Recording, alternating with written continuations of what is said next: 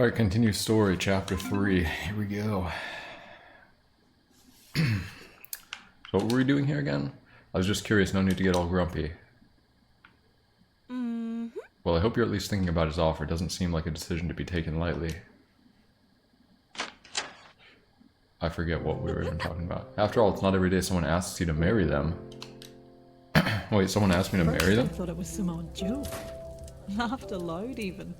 I'd known Thomas more than a few years by then, but our exchanges were always brief, hardly romantic. Maybe that's how things work. Thomas asked me to marry him? But we Fireside folk typically get to know Keeping the someone mind before sharp with the declaring our crossword I love see. for them. I'm gonna go back and watch the direct I reaction. needed the night to think it over. Nice. Had plenty on my plate those days. With Nana gone to rest, the sleepy dragon was mine to manage. Kelsey helped when she could, stars bless her, but that left meals to cook, Nana floors died. to sweep, blankets to wash, and all sorts of unruly adventurers to wait upon.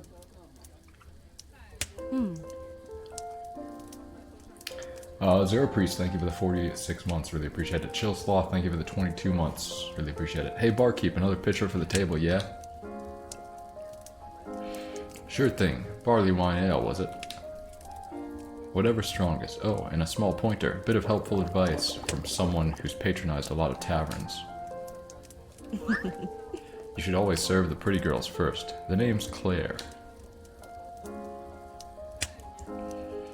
If I see any, I will. Well, Claire, I'll be sure to keep that in mind if I see any. Ha! Cute and quick with a comeback. Not bad, barkeep. Is there something else I can do for you? Sure, you can sit yourself down and share a mug with us. Seems like you could use it. Thanks, that's very kind, really, but I have some things I need to catch up on back here. I hope you enjoy the ale. We will, thanks, barkeep. I think she was hitting on me.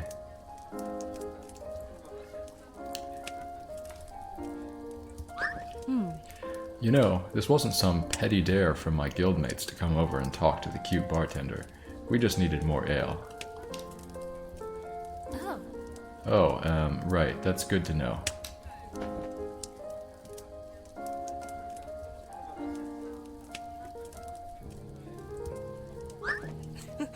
Although I have to say, your eyes are a beautiful shade of green. Listen, Claire, I'm very flattered, but, well, I'm kind of seeing someone. I'm sorry. Sorry? No need to be sorry, barkeep. That's fair enough. Well, the drink offer still stands. You look like you could use a break, and I'm sure your girlfriend wouldn't mind. Oh, no, I have a boyfriend. Or, well, we've never used that label, but it's a boy. I mean, he's a boy. Or a man, I guess. Right then, your boyfriend, the boy that you're seeing, I'm sure he wouldn't mind either. See you around, barkeep. Thanks for the ale.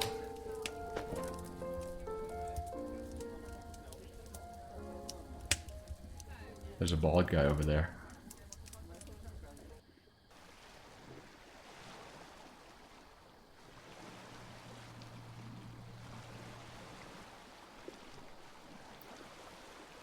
Wait, so Thomas asked me to marry him. What about Graham? And now we have Claire, who we could also romance. Do I still do Pokemon card segments? It's been a while. It's been a while. But, you know, I'm sure I'll open some more Pokemon cards sometime in the future. Oh no.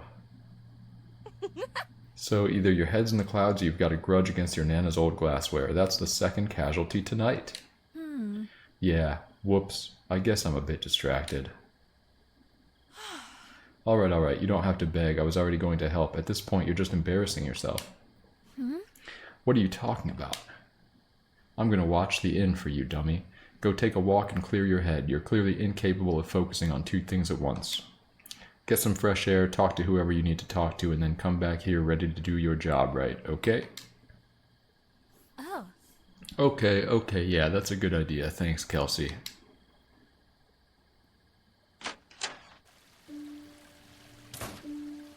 I'm blocking the view? What? Wait, what are we doing? We're...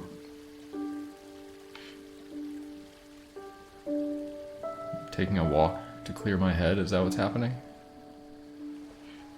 Anything up here? Oh, who's this? Oh, it's the bald guy. Those adventurers are clearly having a deep, heartfelt conversation. I should leave them to it. No way. Let's go intrude on the conversation.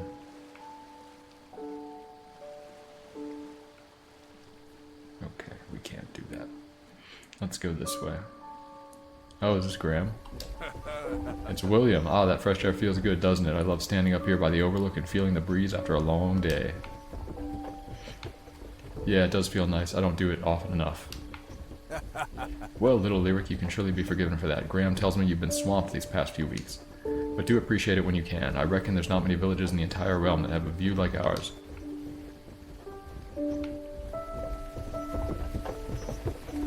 Anyone in the lighthouse? It's not like I believe Kelsey's old ghost stories anymore, but why tempt fate, especially at night? Okay, sure. What's this over here? Thanks for raising such a generous daughter, Miss Eva. Never thought I'd say that when we were kids. Oh, Miss Eva died.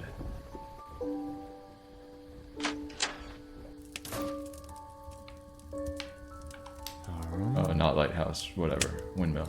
Ho there, Lyric. Can I help? How can I help you? Don't tell me those adventurers need something from the shop this late.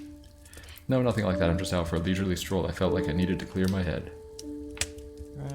Oh, do I know the feeling? Perhaps it's the time of year, perhaps I'm simply getting old, but my mind is a jumble lately.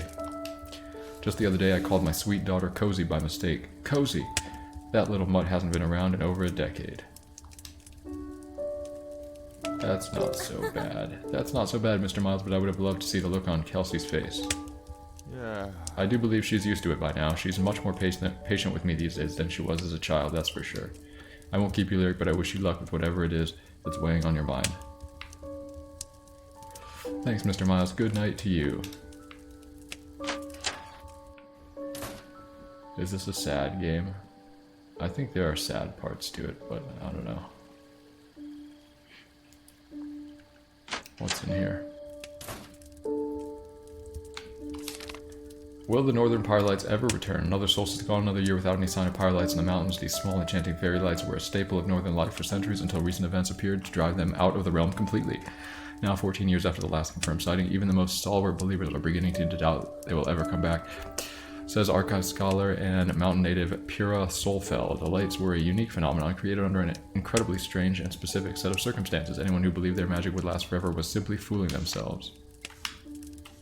What does this person know about anything? I'm sure the Pyrelights will come back someday.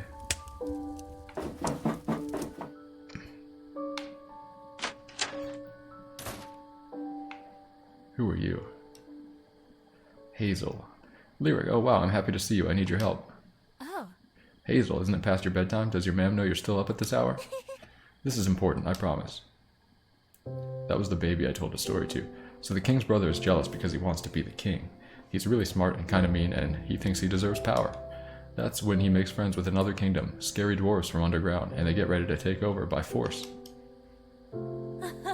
Hazel, you're up this late writing another story?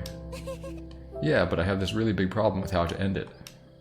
Growing up, I was the little sister, the shy one among the village kids.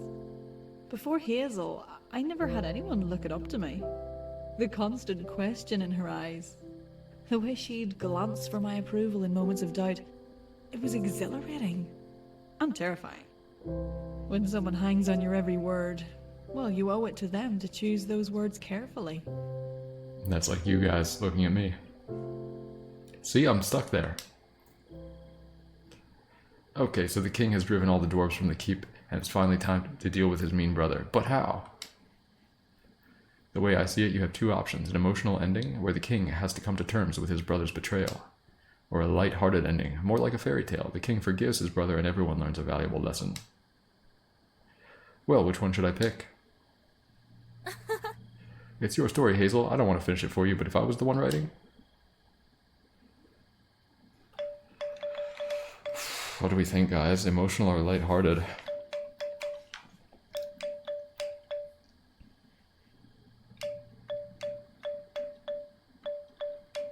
Oh, chat's full of emotions today. Okay, emotional. I'll go emotional. I think after the king's long journey, his story needs to be a dramatic gut punch of an ending. Okay, yeah, I think I'm gonna try that. Thanks, Lyric.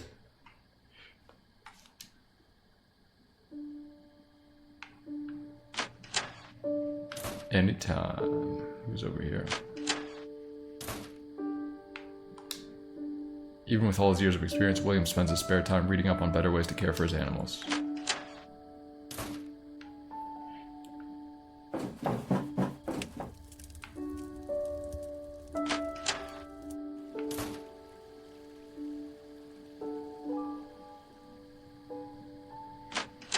Is William over here? No, William was in the back, right? It's a chicken. Alright, whatever. Are you shadow banned? Yes, you are shadow banned, you make.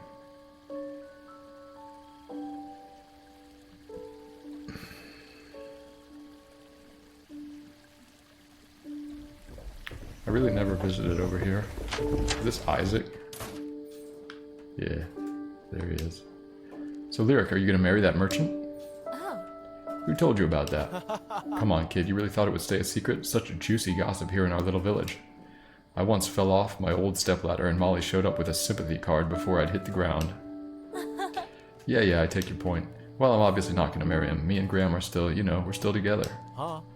I was wondering that, but thought it might be rude to ask. You two aren't big on displays of affection, are you? No, I guess not. You really didn't know? Doesn't mean anything, Lyric. I've had relationships of my own I didn't know were happening. I can be a little oblivious. But do me a favor. Don't tell Brianna I said that. You got it, Isaac. I won't.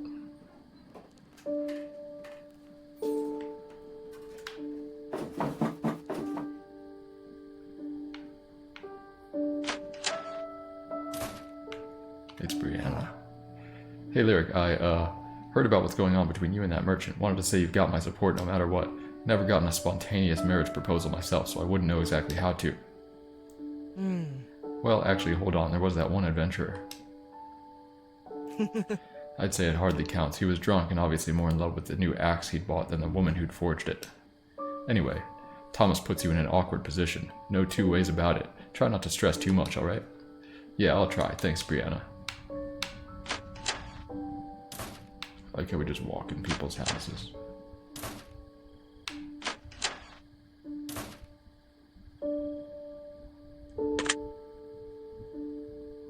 Mr. Donovan keeps his bedroom locked.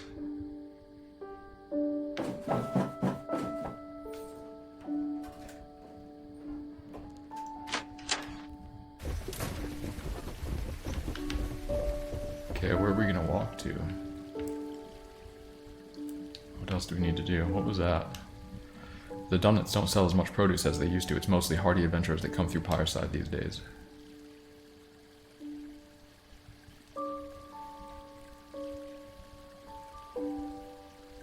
Maybe, Mr. Byrne, is he still there?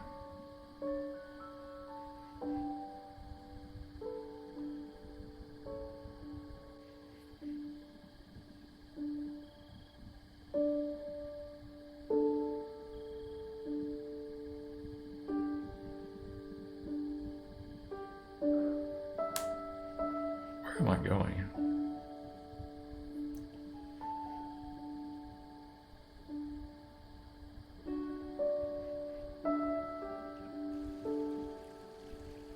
Excellent.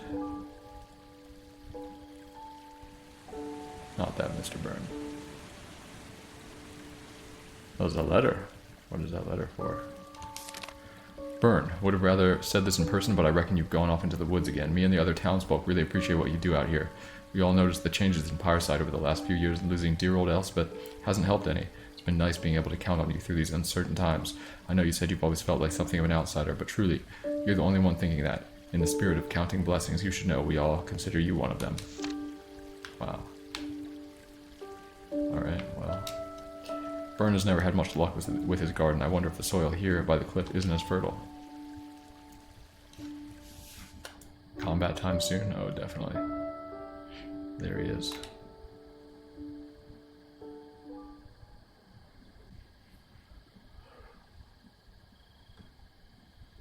Lyric, keep quiet. See that creature down there? Oh my god, it's Espion. Wow, what is it? I've never seen anything like that before. If I'm not mistaken, that's a carbuncle. The gem in its forehead gives it away. Magical and elusive creatures from the far north. It's been a long time since... Leave it, Jax. It's alright, boy. Well, it was bound to happen. It's rare to see a carbuncle at all, given how cautious and skittish they are. Oh. Then I guess we should count ourselves lucky. Unfortunately, no, I don't think we should. I fear this may bode ill for Pyreside. If a carbuncle has ventured this far south, so far from its native tundras, it must have a good reason. Something sinister spreading its influence, claiming dominion over lands that once belonged to innocent magical creatures. The shadow? This mountain has remained relatively quiet since that first storm over a decade ago, but I fear it won't stay that way forever. You deal with adventurers, no doubt you've heard the rumors from the north. Foreboding rumors they are, more and more each season. Phantom enemies that can't be killed. Hardy mountain folk not far from here abandoning their homes and fleeing to the capital. Yeah, I've heard rumors. I was hoping that's all they were. At the very least, we need to consider that Pyreside might not be the safe haven we'd all like it to be.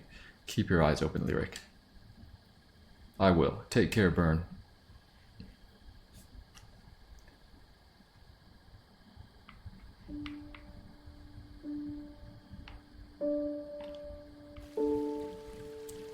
$80-hour game? No, it's supposed to be 6 to 8 hours, so it's pretty short.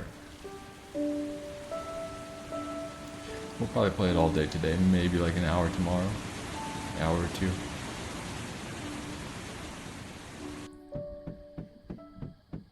Never lets us leave the town, though. Too many responsibilities back in Pyreside. Same old story.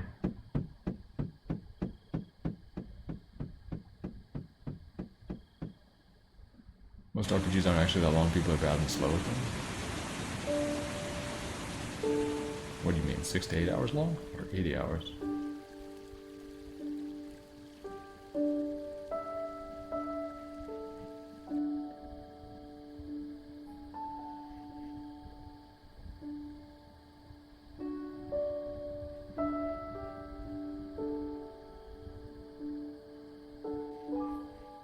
Alright, I think we can go back to the inn. Pretty sure we went everywhere.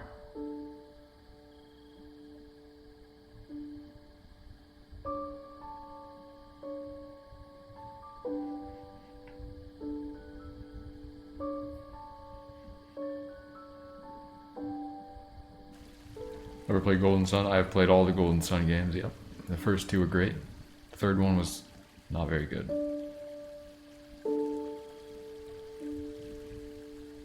Where is Graham, by the way? We just don't know where he is. Wait, did we go in here yet? I don't think I did. Oh, shit.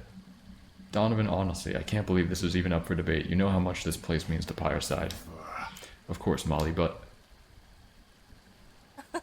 Little Lyric. Pleasant evening, isn't it? Sure, yeah, what were you two talking about? Oh, it's nothing. Well, nothing you need to bother yourself with. At least not yet, anyway. Maybe now is the perfect time. No sense putting off our decision. It's about the old apothecary. Come, Lyric. We can explain everything once we're inside. Did I use game guide books back in the day? Way back in the day, yeah. Hydration level at 5%. Holy shit.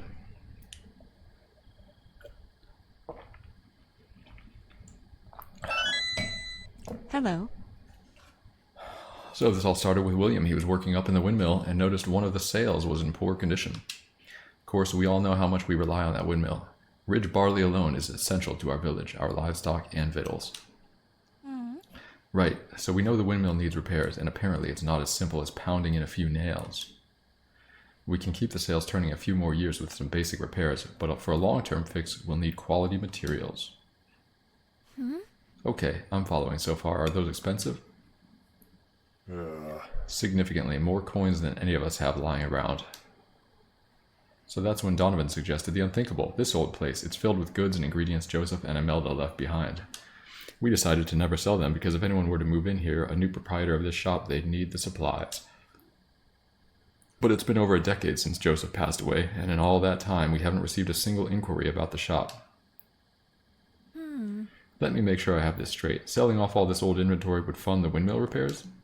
But then no one else could move in. We'd be giving up on the apothecary ever opening its doors again.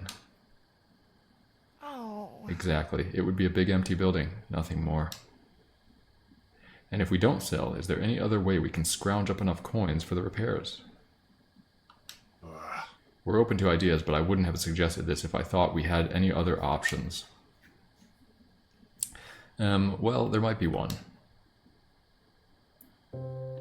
The merchant up at the inn, Thomas, he asked me to marry him earlier tonight. I haven't given him an answer yet. Marry him? What in the blazes are you talking about? I know it sounds crazy, and he does too, but he's not light on coin. Maybe if I say yes, he'd be willing to pay for the repairs. Young lady, you are not marrying someone to pay for windmill repairs. We'll find another way, even if we do have to sell the apothecary. You don't need to find the coins all on your own, Lyric. We should make this decision together, as a village. Clearly you know where the two of us stand, and Miles has remained impartial as usual. It seems you have the deciding vote.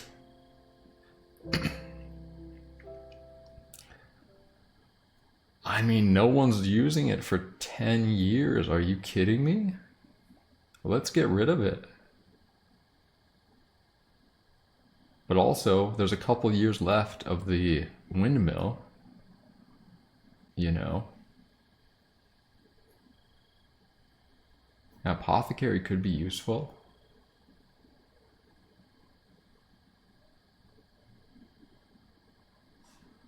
Okay, we'll preserve, guys. We'll preserve. I don't think we should sell the inventory. It's possible someone will want to buy this place someday. And what does the windmill do for us anyways? Perhaps it was foolish holding on to sentiment like that. Selfish, even. But the apothecary held a piece of my childhood. The lingering scent of Imelda's fragrance oils. Colourful little jars Joseph had meticulously labelled and set on display so many years ago. I wasn't ready to sell it all away.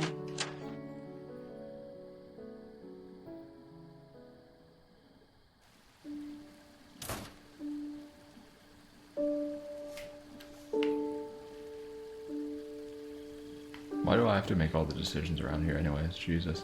Alright, let's go back in here.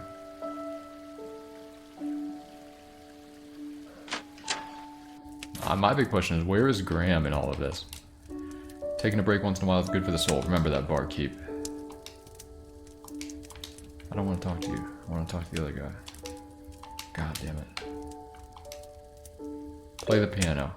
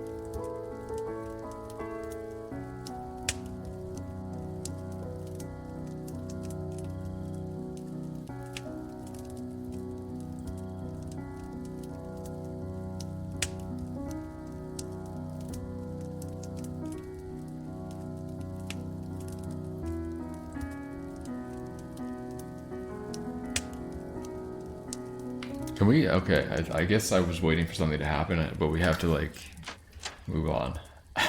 Jeez. We would just sit there forever and play the piano. What are we going to do? Go up here and talk to Tomas? Who's over here, though? No one.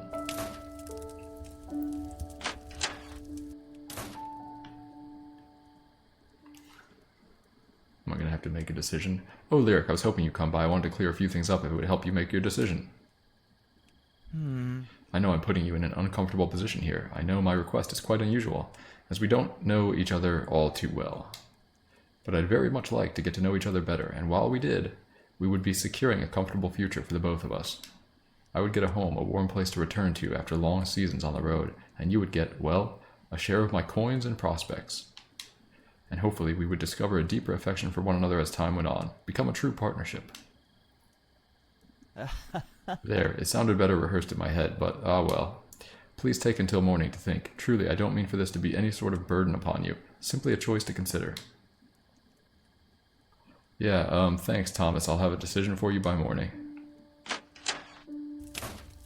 Guys, do we marry Thomas?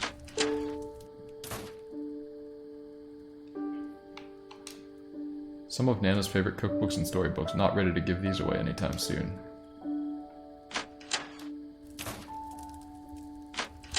Can you murder Thomas? I don't think you can murder him.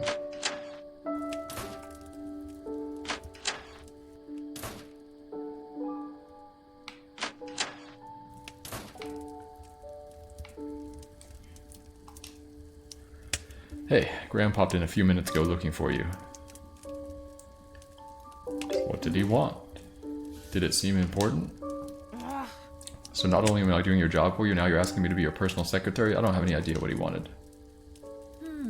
Right, sorry, I suppose I'll go find him. You're okay here? Sure, as long as it stays slow, I can stand here and look pretty forever if that's all you need me to do. Dude, why doesn't Tomas marry Kelsey? What am I gonna tell Graham? You know? There he is. There you are, Lyric. I was looking for you. Yeah, Kelsey told me. What's going on? Is everything okay? Yeah, everything's fine. It's not that. There's just something I've been meaning to talk to you about. Something important. Be more cryptic. Sheesh, Graham. What is it? Sorry, I'm not trying to be cryptic, but... Will you meet me down by the lakeshore? I know it's late to be going that deep into the woods, but I promise there's a reason. I'll meet you there. The lakeshore, yeah, I can meet you there.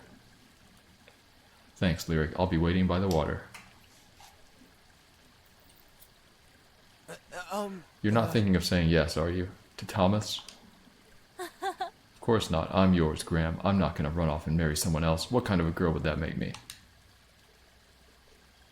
Yeah, right, yeah, that's good. Oh, shit.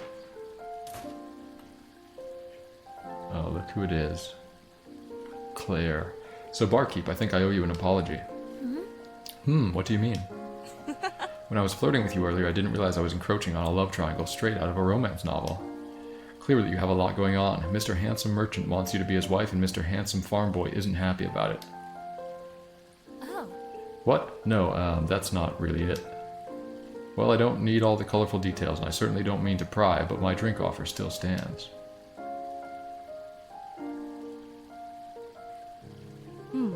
How about this? That old windmill on the cliff. That's where I'll be. I bought a bottle of your rosé wine, and I have plenty to share. No obligations and no pressure. If you want to swing by for a drink before you go meet Mr. Handsome Farm Boy, you're most welcome. Oh shit, chat.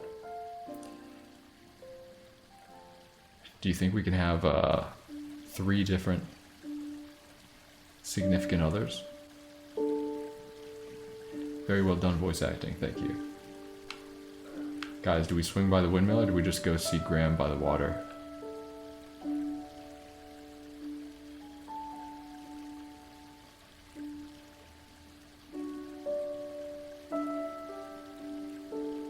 The love rectangle. Fuck Graham, he's basic. Windmill, windmill. Gay, gay. Alright, let's go see what she has to say. Maybe she'll offer to repair the windmill. She's not here. Oh wait, she's probably up here. I bet we're gonna get drunk and then just completely forget about Graham. Look who made it. Have a seat, barkeep. I'm not sure this is the nicest place for a drink. My friend always said this windmill was haunted. Haunted, huh? Well, lucky for us, I'm an experienced adventurer, and I know the best deterrent for ghosts is a glass of rosé wine. Or is it rose wine? Guys, what do we think? Do we come in here just to decline, or do we take a drink?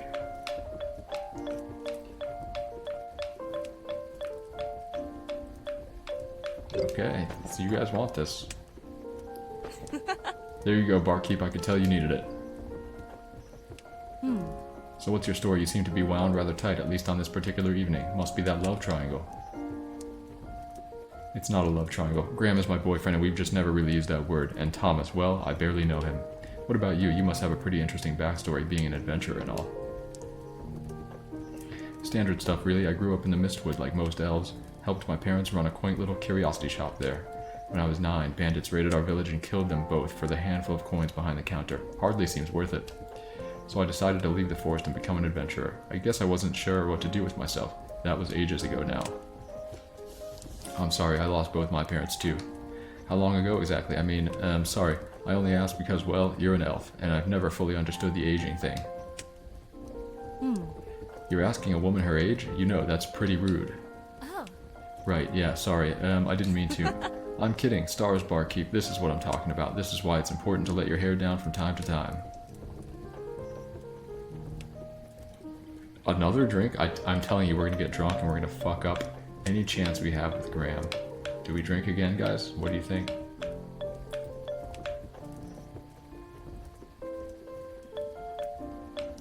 Get wasted. Okay. Yes, elves age a bit slower than common folk. I was born 42 summers ago by your measure. Doesn't intimidate you, does it? A little. 42? How old am I? Now wait a minute, this is chapter 3. There's been 7 years in between chapter 1 and 2 and 7 years in between chapter 2 and 3. I think I'm around 20. Like half of her age, guys. I'm 23. I'm a little intimidated.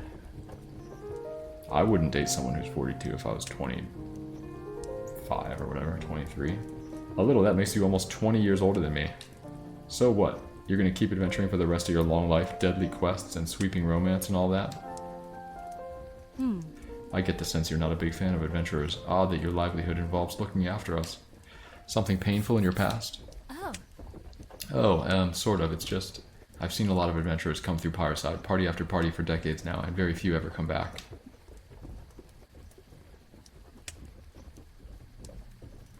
Guys, do we drink more? We're gonna fucking pass out here. Do it. No more, no more, too much? Okay, I think most people want me to drink. I don't understand the point of it all. I don't understand how it's so easy to leave everything behind and throw your life away. Well, I can't speak for all adventurers, but some of us don't have much to leave behind. Some of us don't have a family business to run or a best friend or for a neighbor. Well, why not? I only have those things because I committed to a life here instead of gallivanting across the realm on a whim. Come on, barkeep, think. What's someone like me gonna do in a town like Pyreside? Adventuring is all I know. It's all I'm good at.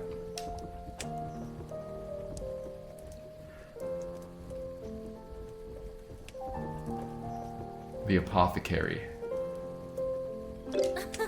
The apothecary. It's been vacant for years. If you've been around the realm, you must know a thing or two about herbs and elixirs. You said yourself that your parents used to run a little shop, right? It just so happens we have a shop that needs running. That old building by the inn?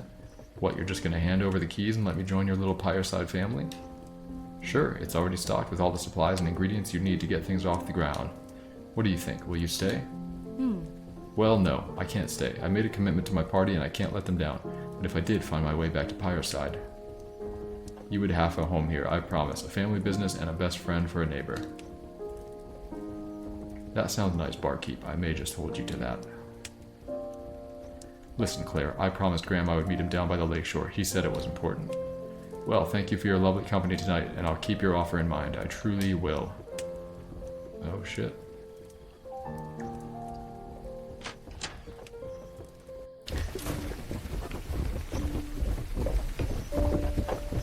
I'm surprised we're not, like, tripping over ourselves right now, or there's, like, some blurry vision on the screen to simulate, you know, a drunken stupor. Alright, down to the lake we go. We had 3 sips, yeah, but we all know that 3 sips in the video games means we had, like, 10 glasses of wine. Each of those sips was a full glass at least.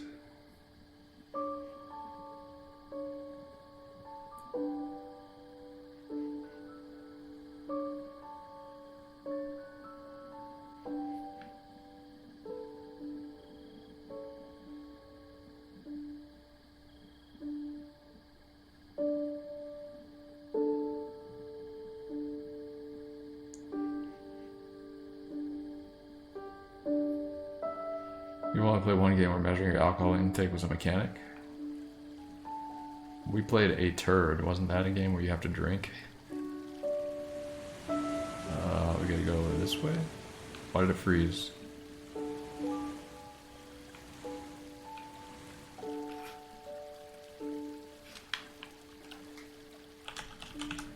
Oh no. Oh no, no, no. Oh no.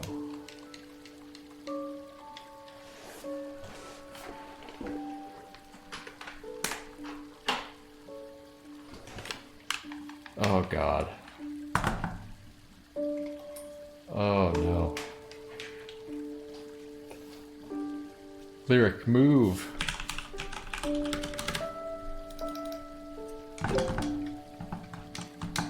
Wait, what? Wait. Wait.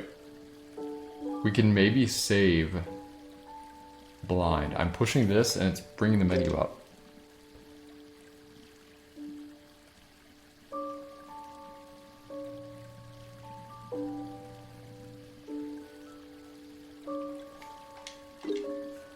Hang on. Okay. Let's go look. Let's go look at the end of yesterday's VOD real quick. Look at the end of yesterday's VOD. Yep. Not today though. Where's yesterday?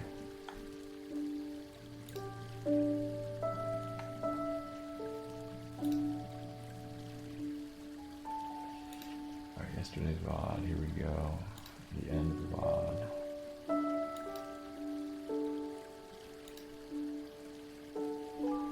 Okay, alright. Let me see. So we push X. When do we push X?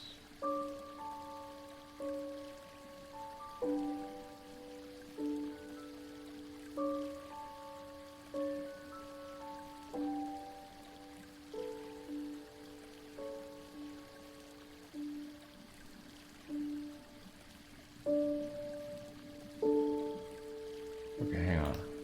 Okay, that's where it is. Alright, so we go...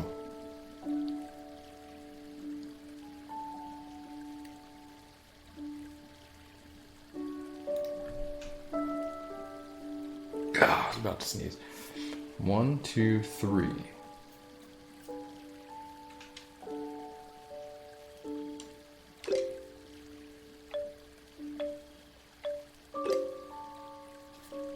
Okay. And then what?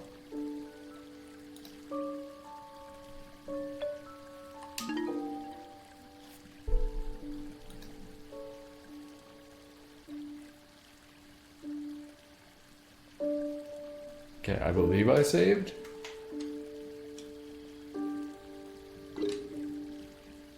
And then I have to go...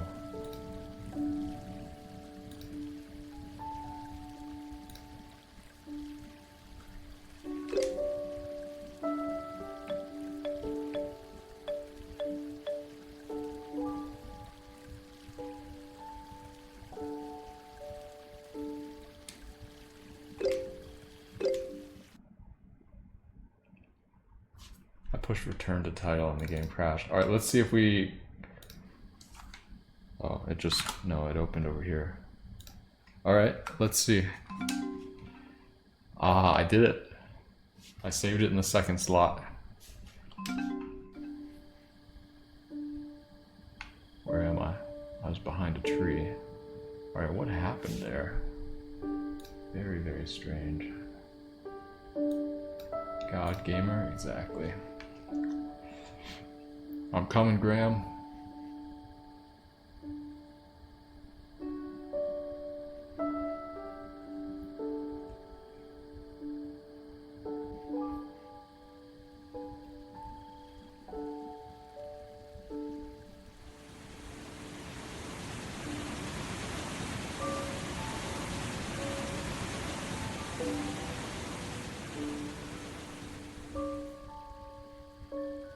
Holy shit, it's Burn again. Looking for Graham, no doubt. Be careful down by the water. Never know what might be lurking in the dark. Thanks, bro. Where was the lake? Was it up here or was it down the steps?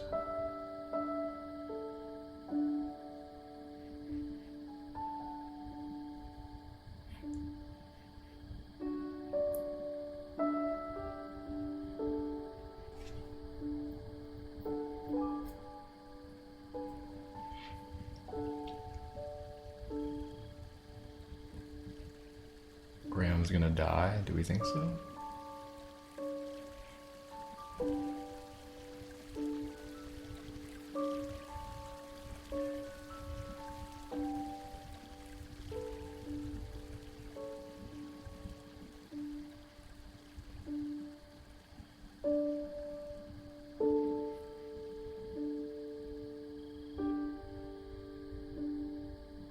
God, why is it so far away?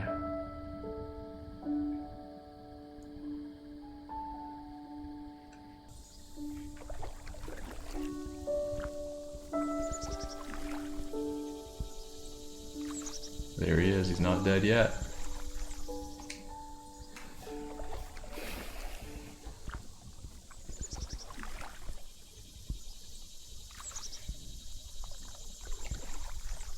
Thanks for coming, Lyric. Sorry, I know it's late, but I have something I've been wanting to talk to you about for a long time.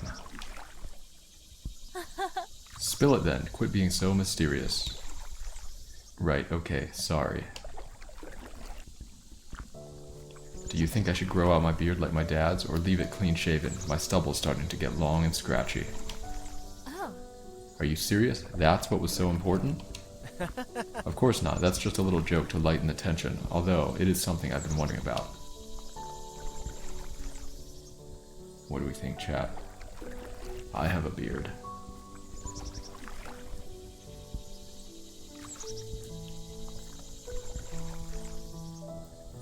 Ooh, it's pretty split. It's pretty split. But I shave my head, that's right. I'm kind of like best of both worlds.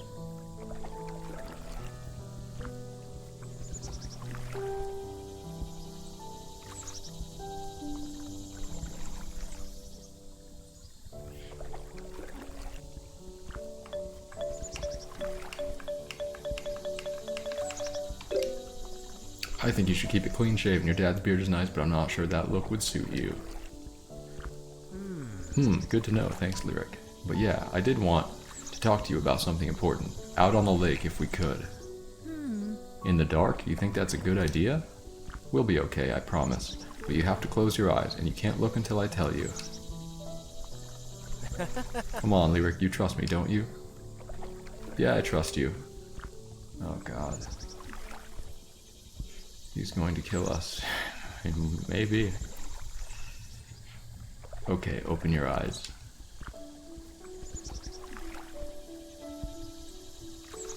Oh my god.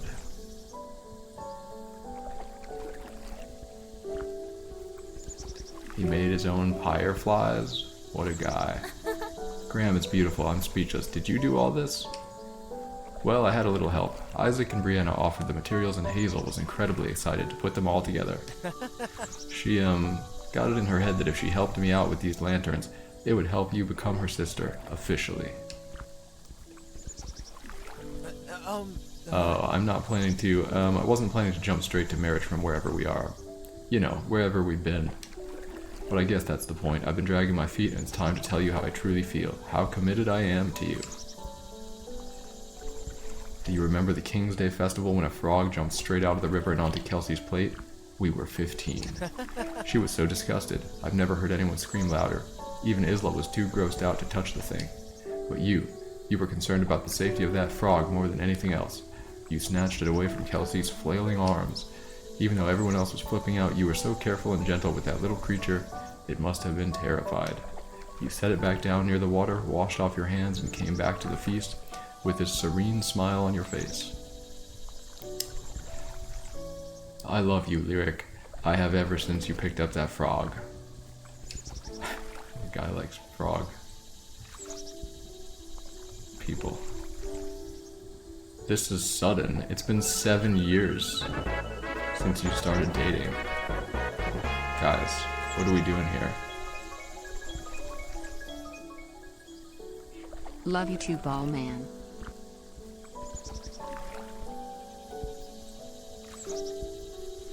I mean, look at this. He made us fires on the water. I think we should probably give him some love, you know what I mean?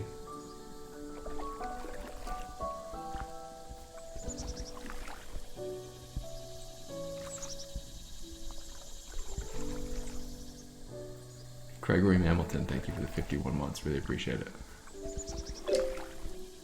Okay. Graham, I feel the same way. I've loved you for a long, long time. I'll never forget that night out on the water. The way Graham smiled at me, starlight reflected in his blue eyes, nighttime breeze tousling his careless dark hair. The memory makes my heart flutter. Aura, All on a these years scale later, on 1 to 10, how badly it's do you how want I Graham see to be him balls still. deep inside you? I'll forever see him. 0. But Lyric, 10.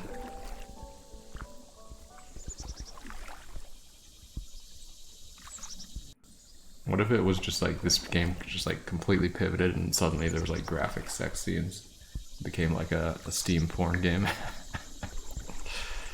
Oh man, that would be something, huh? We should get back. I'll walk you home.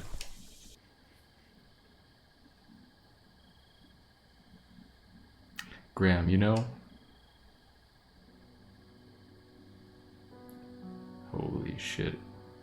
Lyric, stay behind me. We need to be careful. Is that an oryx? Yeah, but it's not one of ours. Look at its eyes. That's what they call shadow sickness, isn't it? Hey there, friend. We don't mean you any harm, okay? We're just trying to get home. I promise we won't.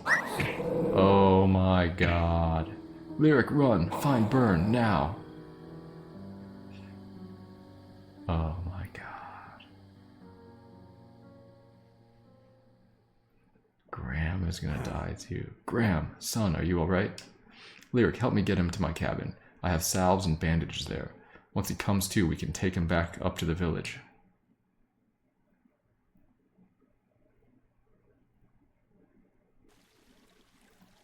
Deep down, we'd all known it a good while, but that night brought our fears out into the open.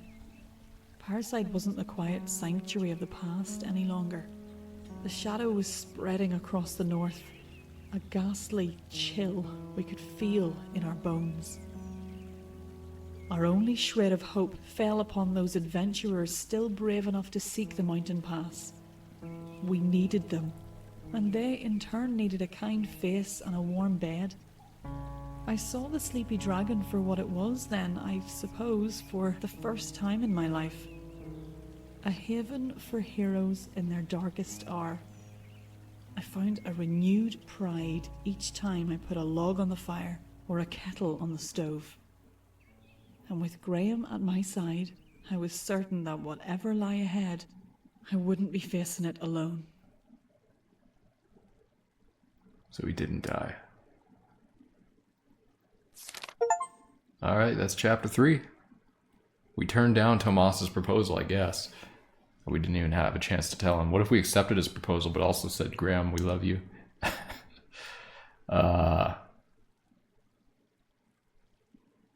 Interesting. Alright, wow. Next chapter, please.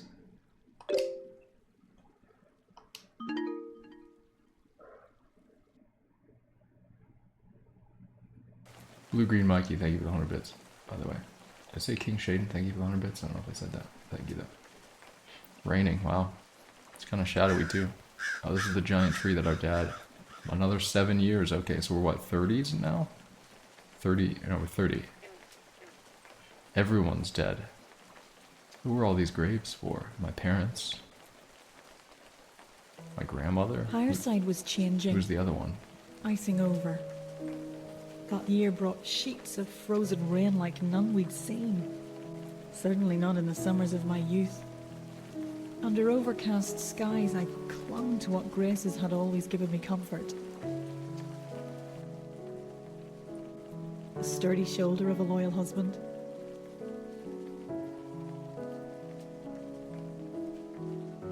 Friendships formed over decades of shared memories. Bonds that deepen in the rain.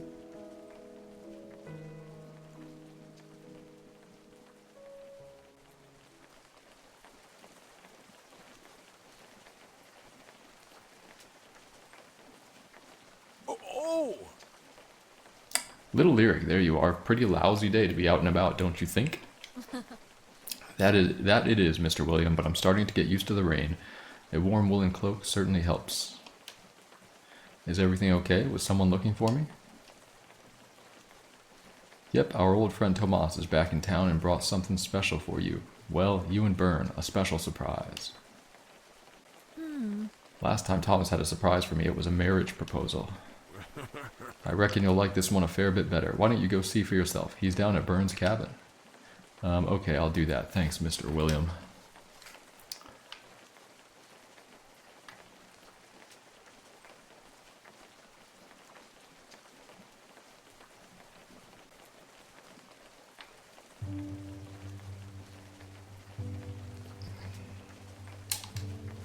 The dawnflowers aren't much to look at these days. It's far too cold and damp for them to fully bloom.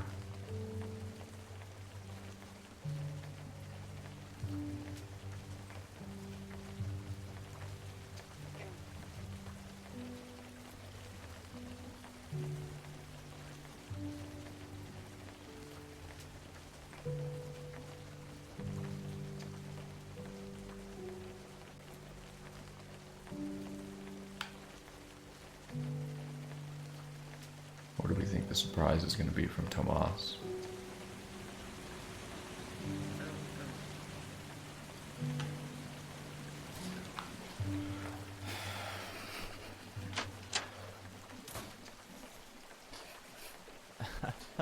Oh, Lyric, it's so good to see you after all these seasons away. You've been well, I hope. It's good to see you too, Tomas. I've been mostly well, grateful for good health, even through all this freezing rain. I wish I had better news, but it's the same all across the north. I've just come from the river wilds, where entire pastures are underwater. I'm glad you and Pyreside are hanging in there at the very least. Yeah, well, we do our best. What else can we do? I brought you something. Perhaps it will help, or at least lift your spirits under such gloomy skies. Well, it's a little hard to explain. Why don't we head inside so I can show you? Once in a gonna while, show me his someone dick. special comes into your life and changes everything you thought you knew about the world. Reaches into your heart and reveals unspoken truths about love and laughter and friendship and loss. Occasionally, that someone has furry ears, 4 legs, and a tail. Oh my god. Oh wow, who are these lovely friends? You're both so adorable. Lyric, I'd like you to meet some new friends of mine. It's, well, sort of a long story. They were entrusted to me by a miller in Fellbridge. She'd found these two as pups, scrounging for scraps in a nearby alley. Poor creatures were all bone. The woman took them in, fed and watered them. She cared for them the best she could in her old age, for nearly 3 seasons. But they were growing fast and soon began demanding more time and attention than she had to give, hard though she tried. And so when I came upon her, the woman was looking for someone better equipped to take them in and care for them. At first I thought nothing of it, but then I began to wonder. I knew our friend Byrne had lost his loyal companion a few years back, and my mind went to you as well. Gentle, compassionate Lyric. I thought perhaps you could each give one of them a home. Immediate thoughts? I can find someone else if this proves too much of a burden. I know it isn't something you asked for. Oh, well, I guess we have no real choice here. Yes or absolutely yes, chat. Do we like dogs?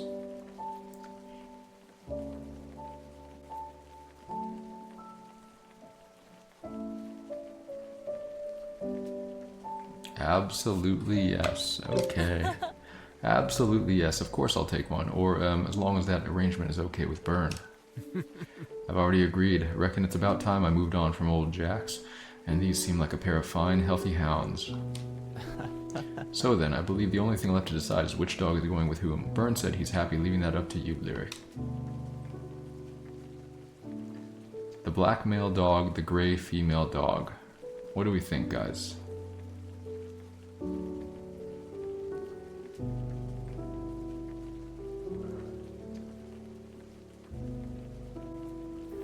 The black male dog. Alright, let's do it.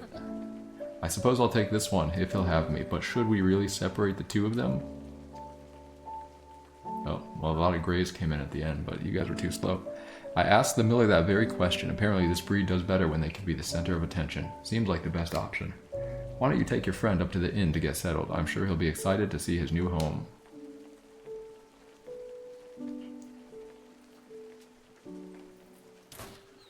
Alright. This is your new home, boy. You should be comfortable here. Plenty of room to stretch your legs. Oh, I suppose you need a name, don't you? Fang? Something else. Guys, do we like Fang?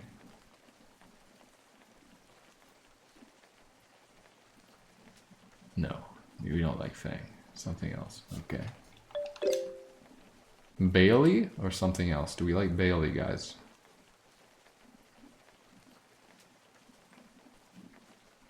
No, passing on Bailey as well. Alright. Nix or something else. Do we like Nix? No. Something else. Coda? Do we like Coda, guys? I wonder how many name suggestions they have. Meh, no, no, no, it's okay. Something else. Cinder. Cinder the dog. What do we think, guys? Cinder? Yes, you guys like Cinder. Some people say no, though. Cinder I like. Alright, we'll name it Cinder. It seems like most people liked that. Seems like a good fit.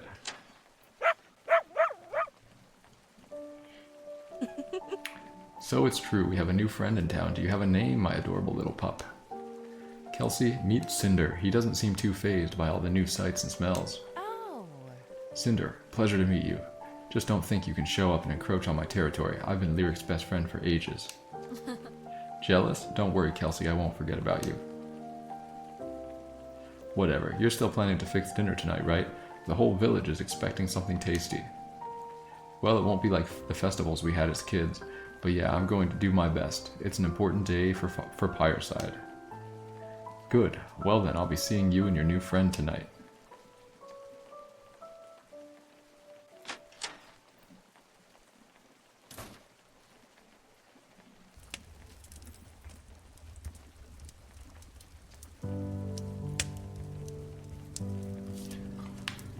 Wait, what are we doing? Talking to the dog. What do you think, Cinder? Take your time and sniff around as much as you want. We can go for a walk together after dinner. Did we talk to Graham about this? Is he going to be pissed that we just brought him a dog? Where's Graham anyways? Up here?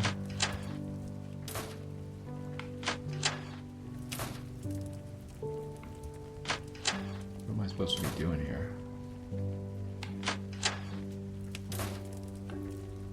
Graham is probably dead. No, we saw Graham already.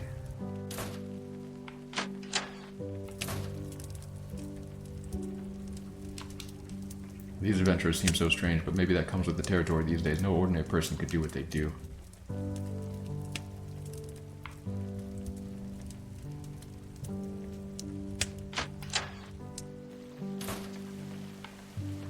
Would I be mad if you brought a dog to chat? I'd be furious if I saw any dogs in the chat.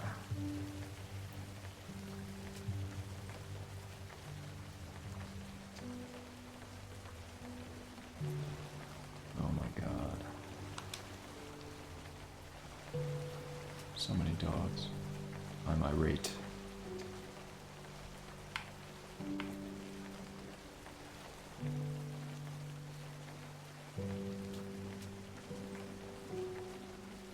In the roughest way. This swing has seen better days, just like the rest of us. It's starting to rot out at the bottom.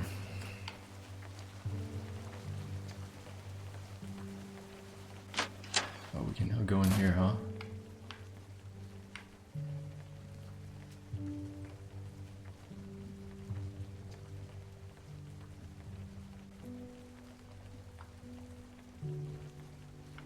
Is there anything in here?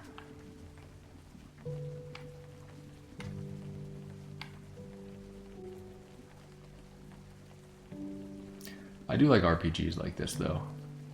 This is kind of making me want to play the Dragon Quest III remake. Will I do it? I don't know.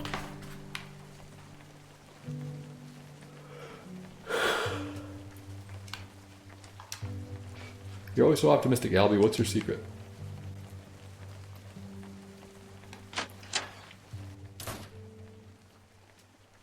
Oh. Oh, hey, Lyric. I was just setting up a game of peaks and valleys. Should I deal you in? It's much more fun with 2 people. Yeah, let's play a game. Sure, I'll play a couple rounds, but if I win, you better not whine like you always did when we were kids. You remember how to play, right? Basically, you draw 1 card and then decide if the next card will be higher or lower. If you think the next card will be higher, you say peak. If you think it will be lower, you say valley. Guess right, and you get a point. Oh, and we're using the base deck, so the cards will only be numbered 1 through 9. Got it? I know how to play peaks and valleys, Kelsey. Sheesh. No need to get snappy, I was just trying to help. Ready? We'll play 3 rounds, and because I'm such a kind and well-mannered lady, I'll even let you go first. Okay, gotta start by drawing 1 card. 4 peaks. So if I think the next card will be higher, say peak. The next card will be lower, say valley. Peak. Definitely going to be higher. If you say so, go ahead and draw your second card. Yeah, 7. Ha, that's a point for me. Okay, you have 1, I have 0. My turn. Valley, I have a good feeling about this one. Well, obviously you have the highest card. That's a point for me. Can't wait to win. Drawing the first card. 7. I'm going Valley. Fucking bullshit, dude. Rigged. Oh, I thought for sure that would be right. Okay, you have 1, I have 1. My turn. 7. Valley, I have a good feeling about this one. 2. God, she's getting the easiest choices. Drawing the first card. 8. I'm going Valley. Oh, thank God. Another point for me. Give her a 1. Oh my God, dude. Easy, another point for me. And that's 3. Looks like I win. Bullshit. Good attempt, Lyric. You were never going to beat me, but you tried. Maybe someday you'll be good enough. You are insufferable. You know that, right? Fucking Kelsey.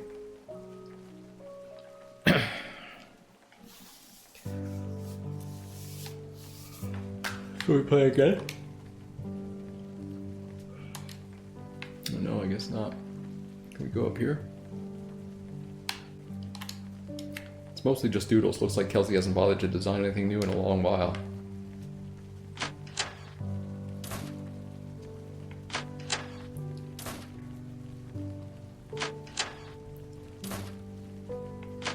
Did her parents die too?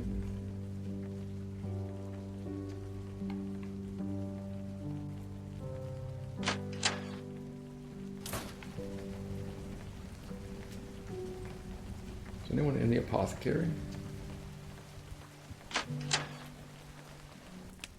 Seeing lights on in the old Our apothecary, flush tower A. it brought a certain warmth to my heart. Oh, But also Claire a did deep come back. longing for the past. Skilled as Claire was, no tonic or potion exists that can restore the innocence of childhood.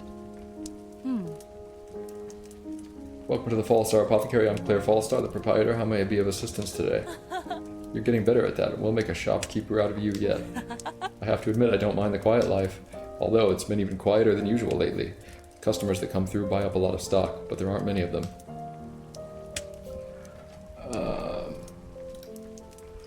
Dragon Wolf, thank you for the 169 bits. Really appreciate it. If this rain ever stops, things will go back to normal. At least I hope so.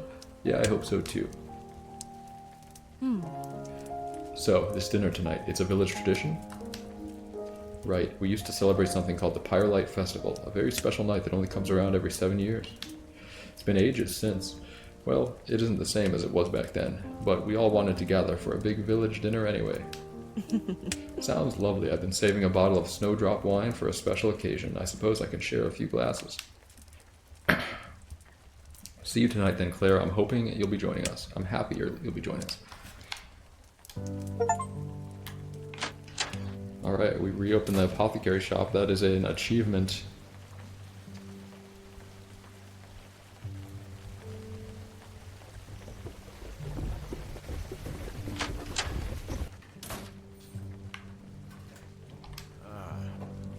If you can keep selling our blades, we're happy to offering them at the normal discount. But that seems like a big if, doesn't it?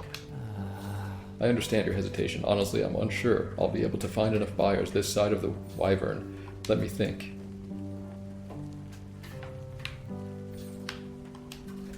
I should leave them alone for now to talk business. Oh my god, it's Brianna. Lyric, your ears must have been ringing. I just mentioned to my brother how I've been needing to talk to you. Huh? What is it, Brianna? Something good, I hope. Mostly, or, well, it's complicated. As you know, our old man left the village a couple of years ago. Retirement, I suppose the word is. As much as he loved this workshop, it was the right decision. I don't think his old bones would appreciate all this freezing rain. Anyway, the other day we received a letter from him, wondering how we were getting along, asking after everyone, the usual fare. Except, included in the envelope was a small silver key, and with it a short explanation about a chest he'd left behind in Pyreside. A chest? What was inside? Come on, Lyric, I'll show you.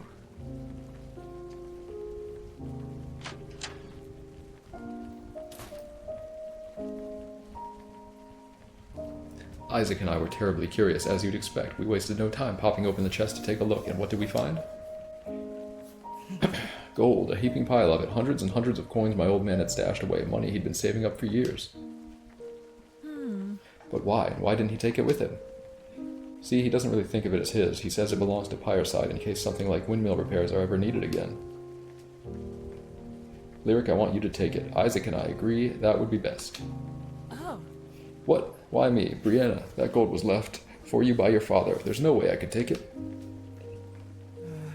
Haven't you been listening? It's not my gold or Isaac's or even my old man's. This gold belongs to the whole village. And the village needs you, Lyric. We have to face farts. Right now, the sleepy dragon is the only thing keeping Pyreside afloat. I don't think that's true. Don't you? Because before Thomas walked in today, we hadn't seen a customer in weeks. Weeks, kid. I know it said facts, guys.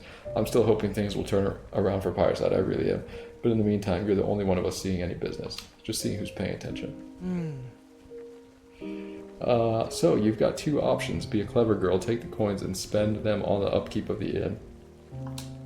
Or refuse and leave the stash with us. I won't force it on you. Isaac and I will save it for a rainy day. Or a rainier day, I suppose.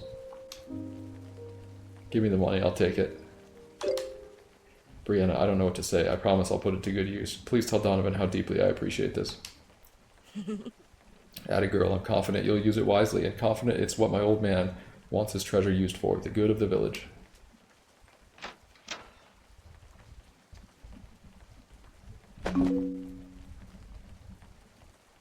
The good of the village, the fate of Pyreside. You know, that's a lot of pressure you're dumping on my shoulders. I do know, and I also know you can handle it. Thanks, Brianna, truly.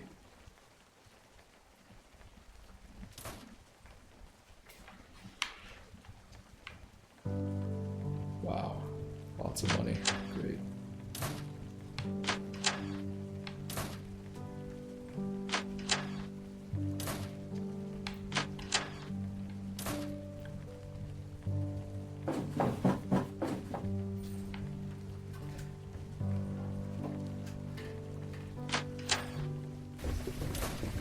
Anywhere else I need to go? I guess we can go talk to Mr. Byrne. Or what about William? He was over here, probably.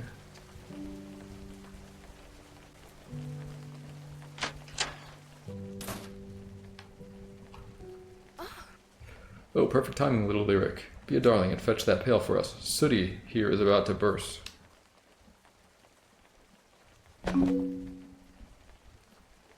This pail? Yes, ma'am, and thank you kindly. Come now, Sooty, I know you're a skittish one, but we've done this dozens of times. Wait, why does William have an eye patch now?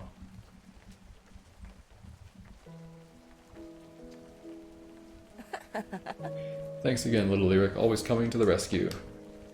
Glad you arrived when you did. Oryx get mighty uncomfortable when they need to be milked and no calves are around to feed. What happened to her calf? I did what I could for the poor thing, but he didn't make it. Sadly, we're not the only ones struggling with these harsh conditions and bouts of cold weather. The Oryx have it tough as anyone. Dear, maybe we should ask her. Wise beyond her years, this one. Oh, I don't know. Reckon I'm not ready to decide quite yet. And I reckon the choice will only get harder the longer we put it off. What is it? Something I can help with? Mayhaps. As my dear husband said, things haven't been easy for our poor oryx. We're barely harvesting enough to feed ourselves. We want to do right by the creatures, and as such we can't help but wonder if they'd be better off out in the wild, out on their own. I wish we'd have funds to fix up the old windmill. Without that mill functioning, the oryx have even less to live off. How much worse are things going to get? I'm already struggling to keep the poor little ones alive. But would they be any better off in the wild? They're domestic beasts. They're not used to having to find their own food. That's the dilemma.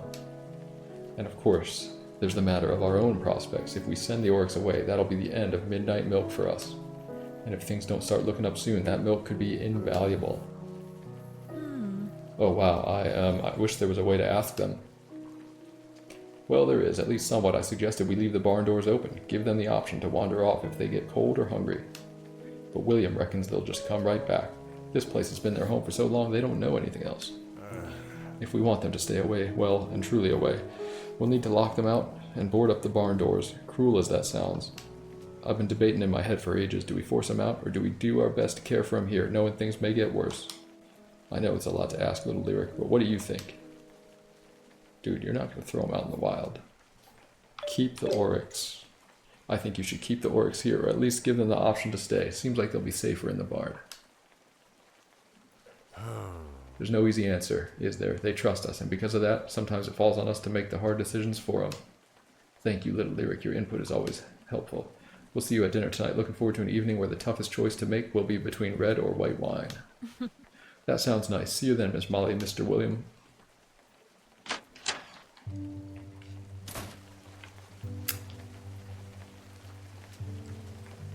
Alright, I went in the apothecary.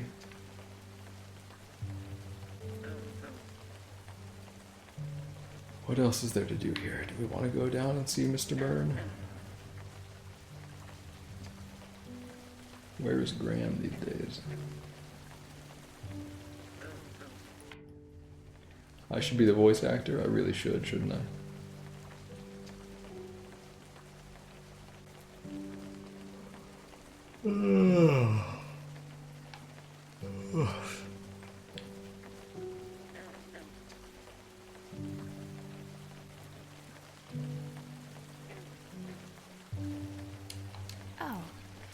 Oh, right. Hey, Lyric. Hey, Hazel, is everything okay? It's raining pretty hard out here. Yeah, I'm fine. I just want to be alone with my thoughts right now. Sorry, I don't mean to be rude. Sure, okay, I'm always here if you feel like talking.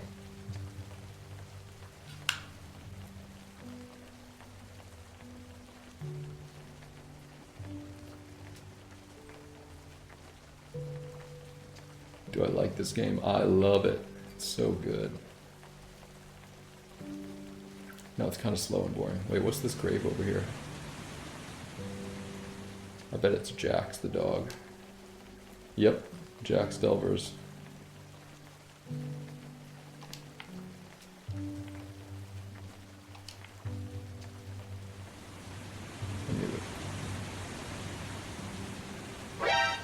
The Last Llama. Thank you for the raid. Welcome in, everyone. Hope you guys are doing alright. Hope the stream went well. The Last Llama. Nothing in here.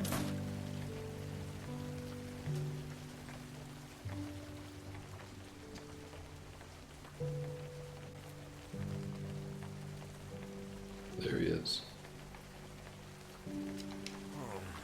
I said sit. Are you even listening? I had Jax for so long I hardly remember what it was like training him. Every new pup needs patience and plenty of time to learn. Well, be sure to pass along any tips you come across, and of course I'll do the same.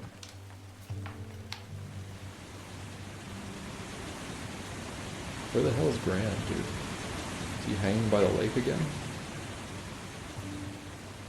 I don't really want to walk all the way over there, but I will, if I have to. Plenty of time to sit outside and read these days, if only the weather was a little more pleasant.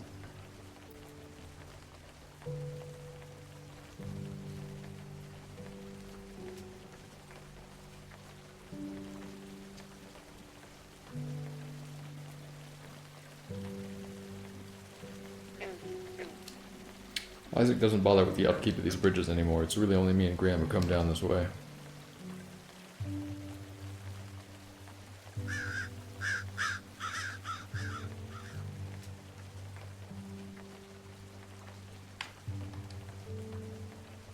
Fresh herbs.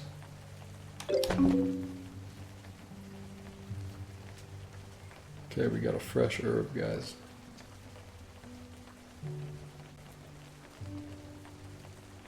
It's a watchable game. Glad you're not playing it, though.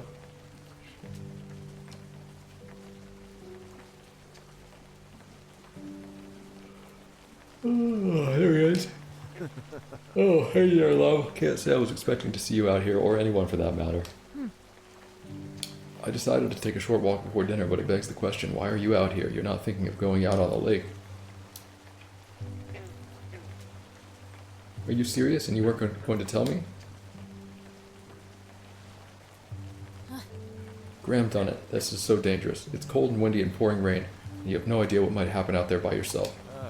Perfect conditions for hauling in a lunker. All the biggest fish in this lake are more active in the dark and cold. Listen, I want this dinner to be special. The Firelight Festival used to be really important to our village. Don't worry, okay? I'm planning to stay close to the shore, and there's no sense being out there for more than an hour or so.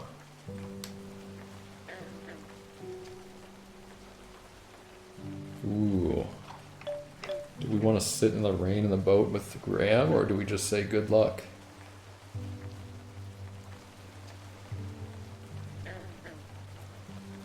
I mean, I kind of want to see what happens. No, we're going to go with him. Okay, fine, but I'm coming too. Are you sure I can handle this, Lyric? If you're going, I'm going. Can't let you do something so irresponsible without a little support. Besides, it might be good to have something fresh on the menu for tonight. All we have up at the inn are leftovers. Alright then, I'm just about ready to cast off.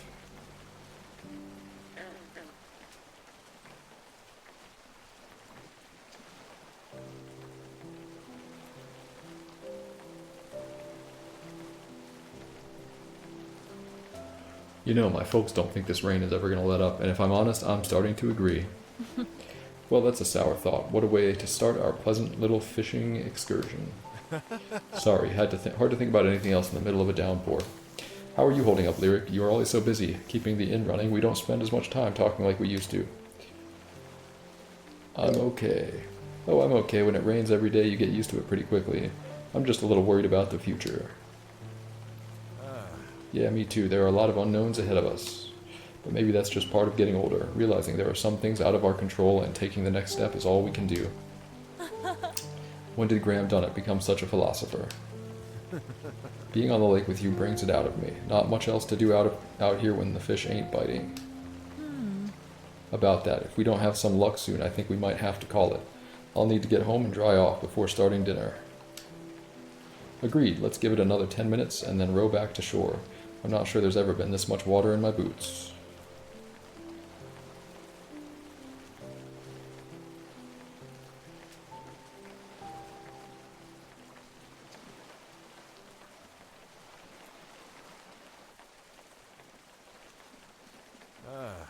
Well, we tried. I enjoyed the company even if it wasn't our day. I've still got to pack up the boat and all my tackle, but I'd be happy to walk you back to town first if you're ready to go. I guess, sure.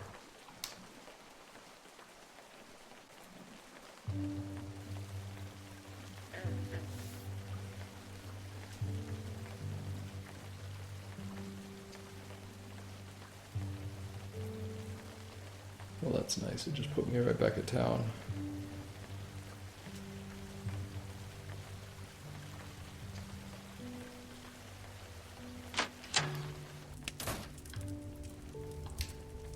What do you think, Cinder? Take your time, blah, blah, blah. I'll need to push the tables together to prepare for dinner, but I still have time. Might as well walk around a bit first. Oh, God. What? What does it want from me?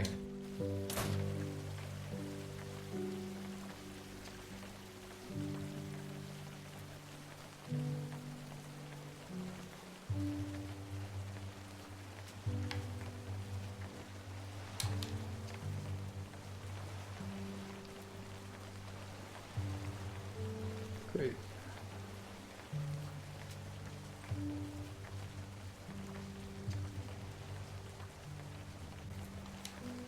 This swing has seen better days, just like the rest of us, starting to rot out the bottom.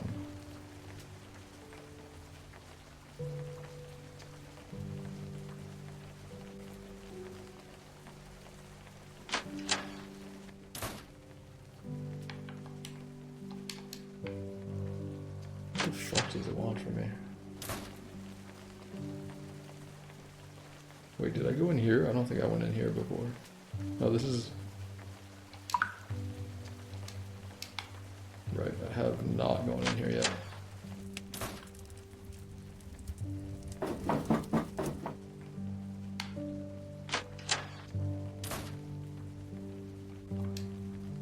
Hey there, little Vero, you're looking after Hazel, aren't you? You can blah blah blah. Okay.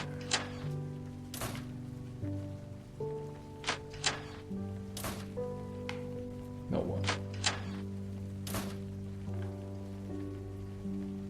Maybe it's Hazel we have to go talk to. She was just wandering around out there.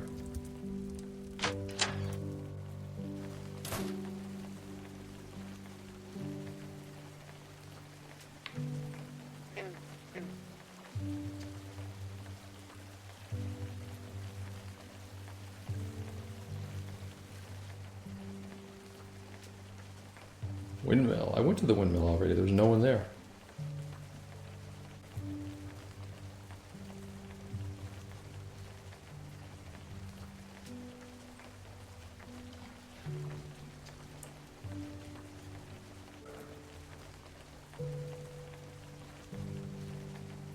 This is the tree.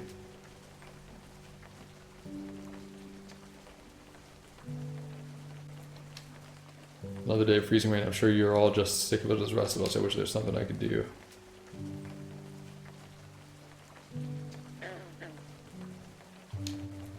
Not a chance. Way too slick out here. Oh, man.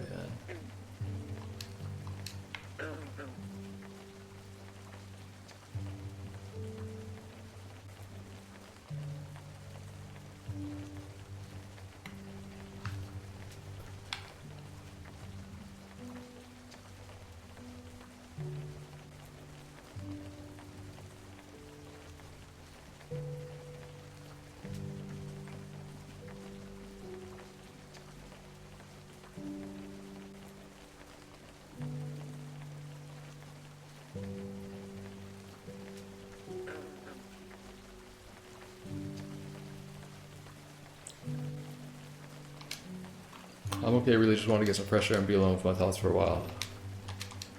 Oh god, what are we doing?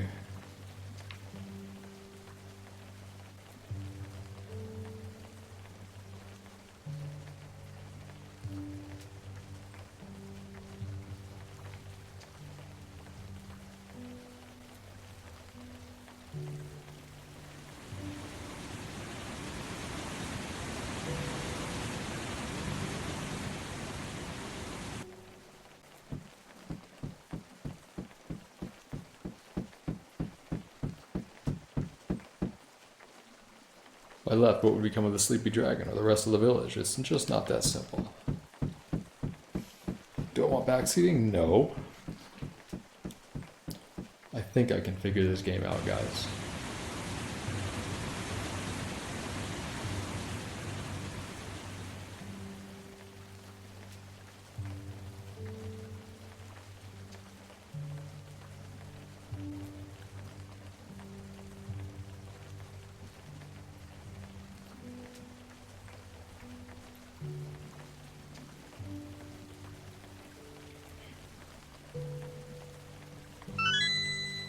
Hey Aura, sorry for the backseating, but to progress in this game you need to do pot friend Earl. I'm not doing that. I guess we're soft locked.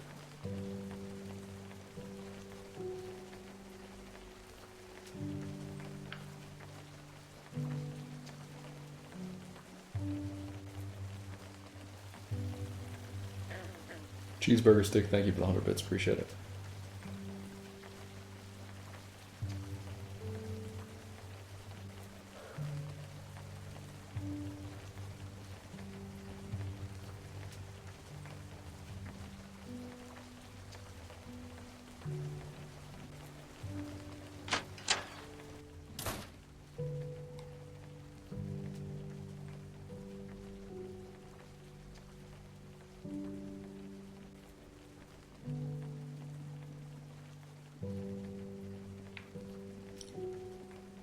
Still nothing to do up here.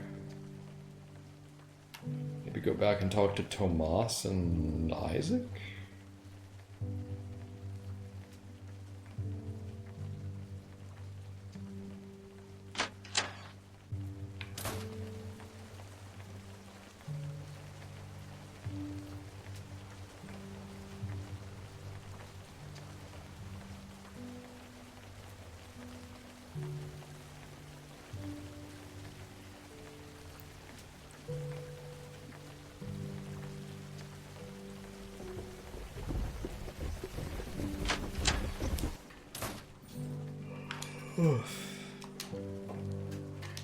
God damn it, dude. What am I doing? What does it want from me?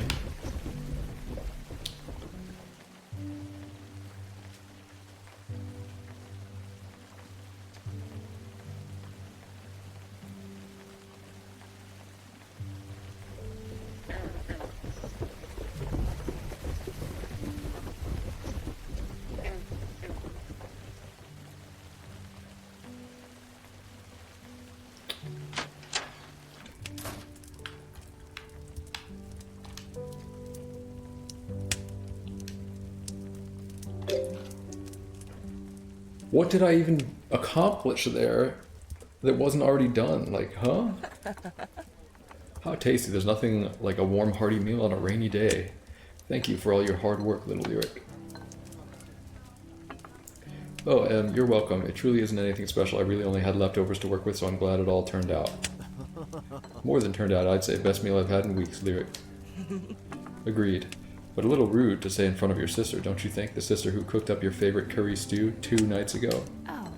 Oh, that stew was delicious, Brianna. I put your leftovers on the stove today for lunch. Thank you for sharing them. I'll second that. Plenty of kick in that bowl you brought over. Was it the same stew you made for Winterfest last year? Sorry, Brie. I simply can't stomach that stuff. Far too spicy for decent folk. Decent folk, so you're decent folk, while the rest of us aren't? Stars, I wouldn't want to live in a world where that was true. Now, Brianna, Kelsey does her best. Decency simply doesn't come as naturally to her as it does to the rest of us. Even you, Miss Molly Lyric, please defend your best friend before these villains drag me any further through the mud. Well, one time, there was that game of Pops, or when you flirted with that silk merchant for a discount, or when we'd play Heroes and Slimes as kids. Conjecture, all of it. I've been nothing but truthful and mannerly in all of the years of our friendship. Such a betrayal. First day I came to Pyreside, the day of, well, you all know. I recall a pair of brazen mischief makers and a broken bottle of wine. That was someone else, I presume. Must have been. Sorry, Byrne, I don't recall that in the least. Well, I damn sure recall it. You were willing to let me take the blame before Lyric stepped in. This isn't a fight you're going to win, Kelsey. I like how we're all just roasting Kelsey. That must have been terrifying, I imagine. You were quite intimidating back then, Mr. Byrne. No offense intended, of course. Unlike these days, Byrne is such a cuddly and friendly fellow. It only took me a week to work up the courage to introduce myself. Suppose I come off as a mite prickly. Folks have said as much once or twice over the years. Come on, then.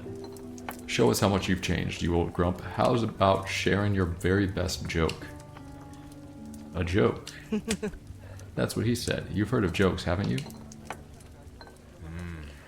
Well, okay then. How did it start again? Why do watermelons always have large weddings? Why? Because they can't, wait, that's not quite right. They aren't watermelons, muskmelons. That's what they are. Right, why do muskmelons have large weddings? This is gonna be good. Because they can't elope.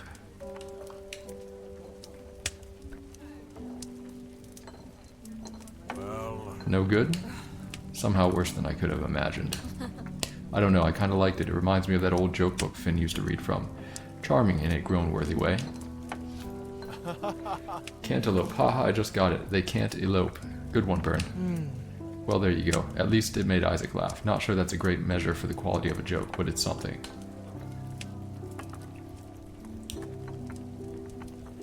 Oh, chat loved it. Wow. So, little Lyric, there was something we wanted to speak to you about. Something on our minds. Why so serious all of a sudden, Mr. William? And who do you mean? What, all of you? Well, sort of, yeah. It's something that's come up recently among all of us. This freezing rain doesn't seem likely to let up anytime soon. If this is how the skies look in midsummer, well, we all just think... Oh, just spit it out, will you? You all think we should leave Pyreside.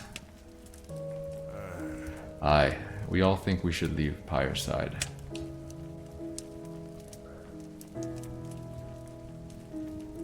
No, I won't. This place is my home.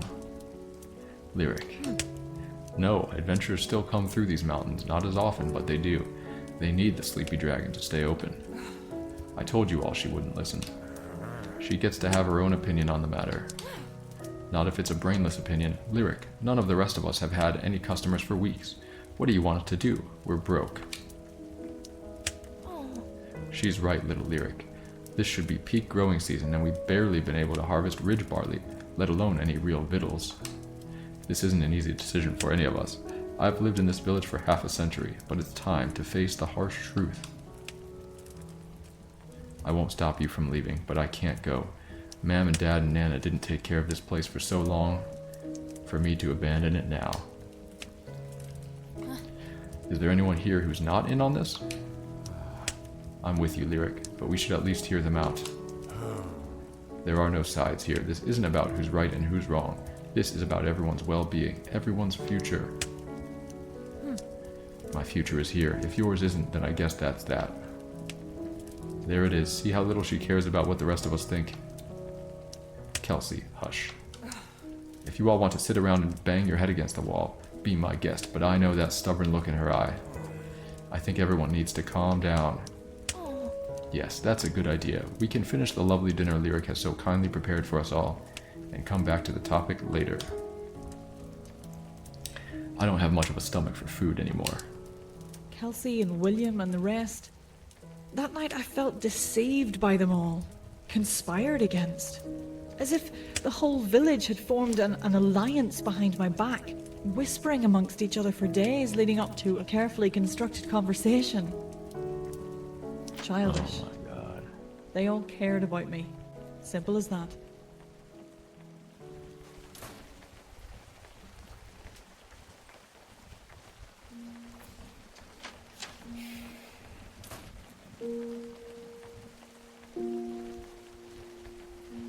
Listen, you're like a daughter to me, Lyric. I love you and I respect you, truly I do, but you need to think this decision over, fully. With respect back to you, Mr. William, I have. The Sleepy Dragon has remained open every day for nearly 100 years, and it's going to stay open as long as I'm breathing. Be reasonable, girl. There's no future for Pyreside with that shadow looming over these mountains. No future for any of us here. Mayhap someday we can come back to this village, rebuild. The spirit of the inn and of your folks will live on so long as you do. You'll be putting your life in danger if you stay, not to mention the life of my only remaining son. He'll surely stand by you. I'm sorry, I am. But it isn't just our lives at stake. The adventurers that pass through the mountains need this inn. They need me. Well, I hope you're right. Otherwise, you'll be sacrificing a whole hell of a lot for nothing.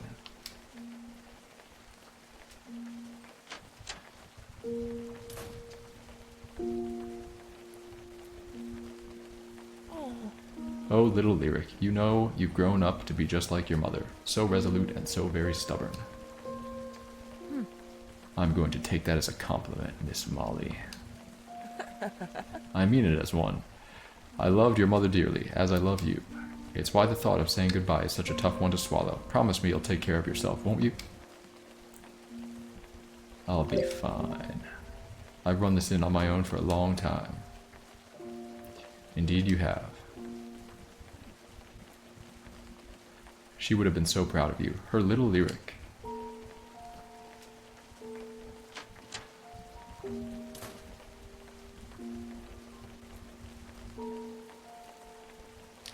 This inn must be really important to you. My parents knew you'd be the hardest one to convince, but they still thought they could.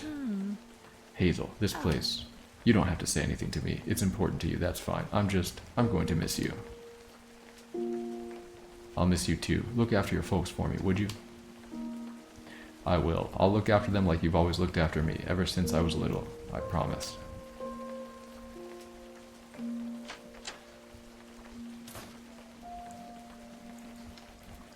Claire's staying, right, Claire? Come on. You know none of us meant to pilot on in there. It's clearly a very touchy topic for everyone involved, yeah. I've only been in Pyreside a short time compared to the rest of you, so I won't pretend to understand what this place means. But what I do understand, and better than most, is what's out there. The shadow is growing stronger, and its malice is spreading. Don't let it swallow you up, barkeep.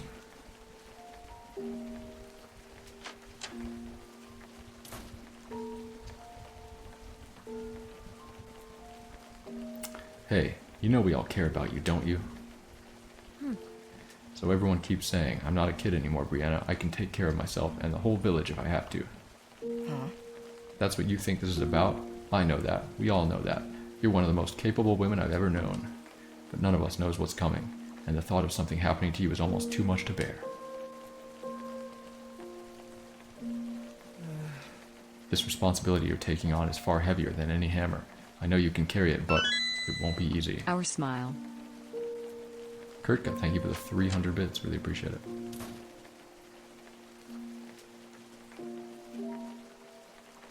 I'm not going to try to change your mind, kid. I'll leave that to the others. I've never been great with words anyway. Hey, Uter Baldas. I'm gonna take a sleep. Good night, Baldy. Have a good night, food. Thank you for the 100 bits. Take care of the others, Isaac. Please. You really think you have to ask? I'll keep everyone safe. That's one thing you don't have to worry about.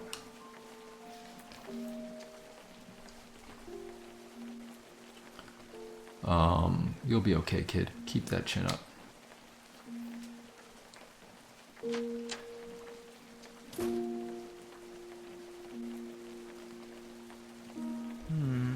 Lyric, perhaps it's not my place, but as your friend I must ask that you reconsider staying.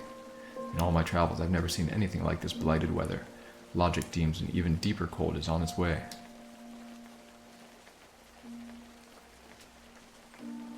It's not your place. You're right, it's not your place. Forgive me, you're a brave woman, Lyric. Any adventurer still bold enough to journey this way will be lucky for it.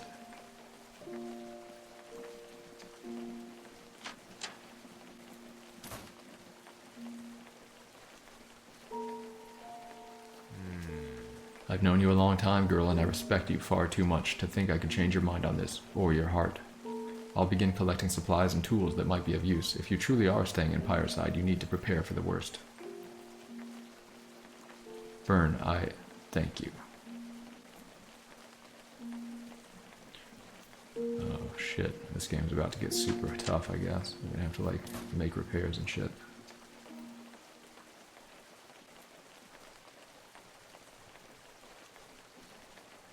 Is it my turn? Do I get to go last in this sad parade?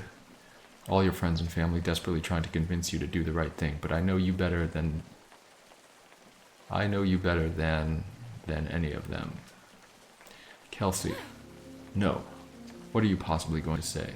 You'll just try to justify your stubbornness, but you can't. Not to me. You'll talk and make me feel like the bad guy. You've always done that, ever since we were kids. I was always the villain, the brat.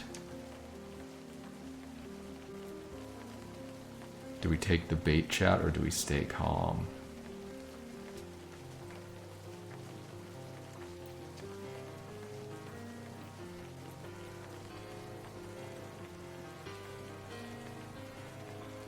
Music is picking up a little bit, huh?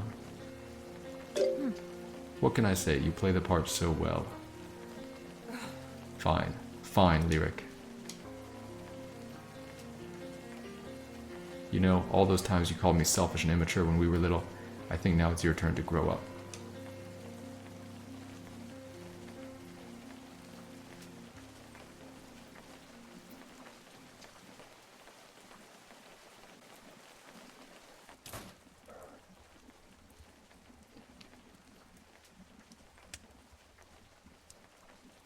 Hey Lyric, are you alright? That was pretty rough. What are you going to do, Graham? Are you going to leave too? What, leave Pyreside without you? Come on, Lyric, I hadn't even considered it. My place is here. It's just, your whole family is going. I don't want you to feel like you have to stay just because I'm being stubborn or selfish. You're my wife. There's nowhere else I'd rather be than by your side. Not because you're stubborn, not because you're selfish. Because I love you. I'll say it again. My place is here.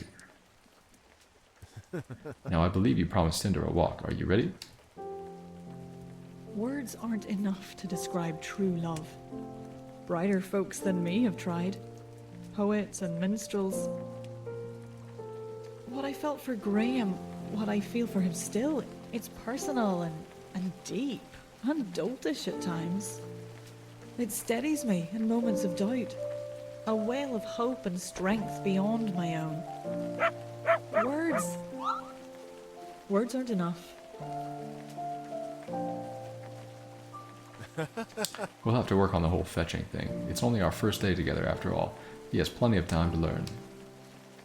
Lyric, everything's going to be okay. As long as we're together, we can handle anything life throws at us. You're sure you want to stay? There's so much uncertainty ahead. I've been uncertain of a lot of things in my life, going all the way back to the night of that first storm. If I'd only done more to protect Finn.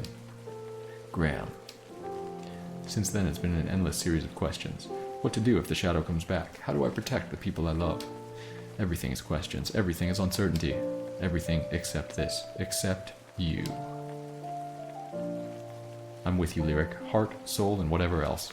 I've never been more sure of anything in my entire life. Now come on, Cinder is gonna need some serious training. Is this still chapter 3? No, this is 4. It looks like it's about to end too.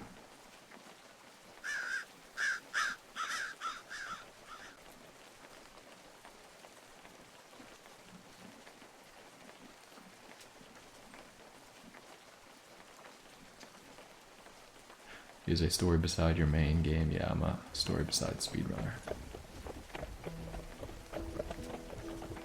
Kelsey and the others were true to their word. By summer's end, they'd gathered what belongings they could and arranged a caravan for transport. In spite of myself, I All felt my friends are heart leaving. sink as I watched them go. Friends, family, fading away into the world beyond the bridge. And who could fault them?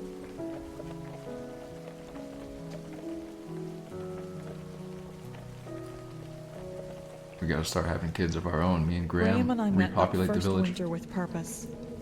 With little else to distract us, we stockpiled food, blankets, firewood, crates full of midnight milk. We laid fresh thatching and boarded up windows till our muscles ached. Wouldn't be enough, of course. Perhaps part of me knew it at the time. But I was hopeful, awaiting a spring that would never come.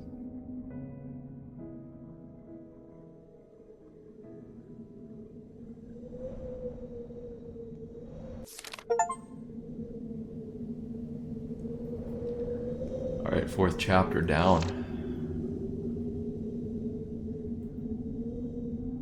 What else is gonna happen, guys?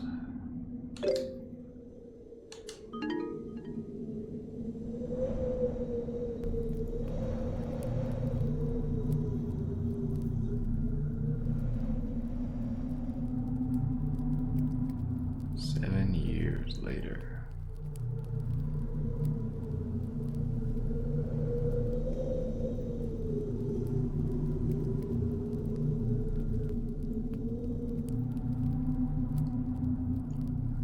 Did we turn into a rabbit? Is this gonna be The Last of Us? An arrow. No, but pretty similar though.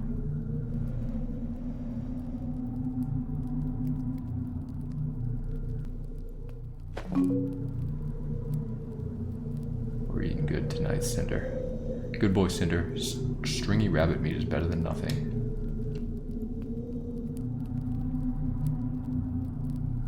Any combat in this? Not yet, but I think it's coming. I can barely feel my toes. About time to head back. What is this? Such strange fire. It seems to give off deep cold rather than warmth.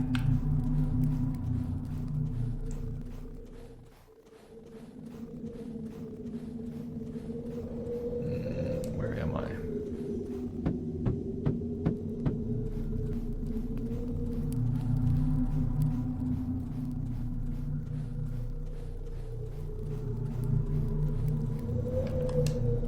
Keeping a watchful vigil like always. Thanks, Albie. I can always count on you to have my back. Oh, that was the, what's it called?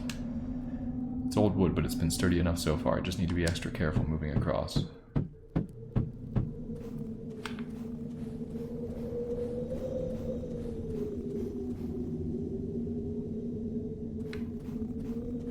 Burns' house. Do we want to go inside? The Sleepy Dragon, in a charming new location. Not only was the cabin on the cliff cozier and easier to warm, it was nearer the frozen woods and the hunting traps I'd set throughout. It was hard. Tears stung in my eyes turning away from Pyreside. The old inn, memories of Mom laughing over the piano at Dad's attempts to play her favourite melody, of sitting cross-legged by the fire listening to Nala's fairy tales.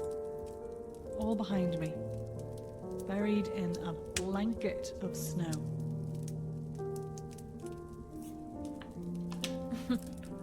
You deserve a good rest, Cinder. Just watch your tail, would you? You sleep closer to the fire every day. I should let him sleep while he can. What am I gonna do? Oh, you're home. You could have woken me up when you got in. You know I worry when you go out into the woods alone. I didn't want to disturb you. You're sick, Graham. You need to be getting plenty of sleep. Besides, I wasn't alone. Cinder takes good care of me out there. He even sniffed out a rabbit to cook up for dinner. Oh, something fresh will be good. Not that I haven't enjoyed our last few meals of crumbly bread and old cheese. Did you ever imagine you'd be out there trapping your own dinner? Byrne would be proud. You think so? I think any real hunter would be ashamed by such a meager meal. I was out there all day. And Graham, I don't feel good doing it. I know we need to eat. But if things ever warm up again, if things get back to normal, I think I'm going to stick to vegetables. I don't like killing. I'm sorry, Lyric. Things have been so hard. I wish there was more I could be doing to help. Just make sure you're getting enough rest, okay? Once you're back on your feet, there will be plenty for you to do. Right, yeah, I'll try. Let's cook up some stew together, shall we? I can help in the kitchen at the very least.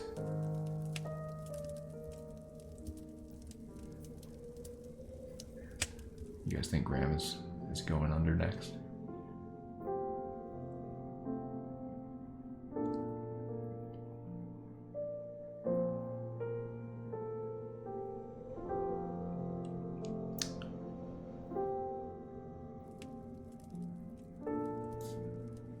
At least these chapters should be quick, you know, we're not gonna have to talk to everyone in town.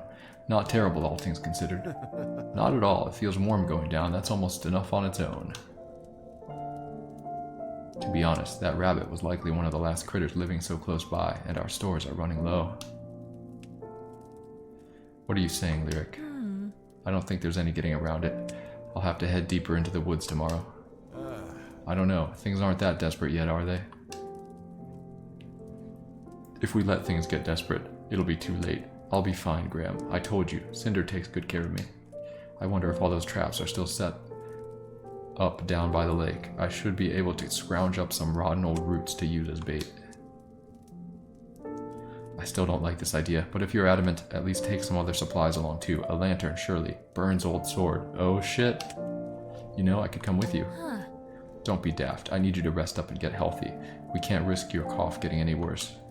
It's just a walk around the lake, Graham. No need to worry. I'll set out first thing in the morning and be home before midday. Oh, Lyric, my brave, inspirational wife. Sometimes I wonder. How did we get here?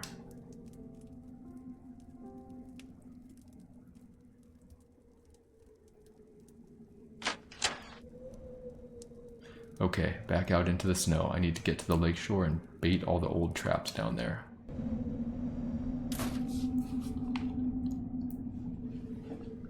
Can I swing a sword? Nope.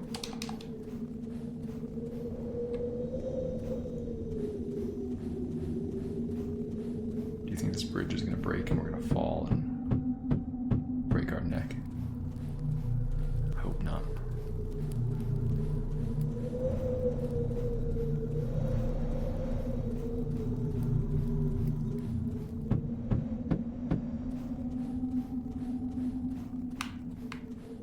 Wait a minute, where are we going?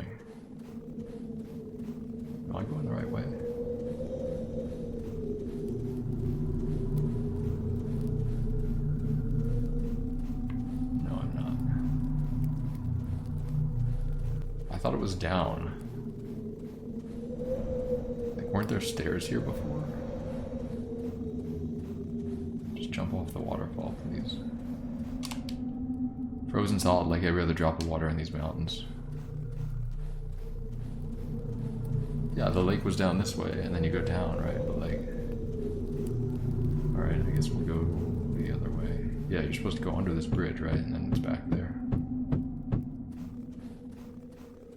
Okay. Gonna have to learn the new paths.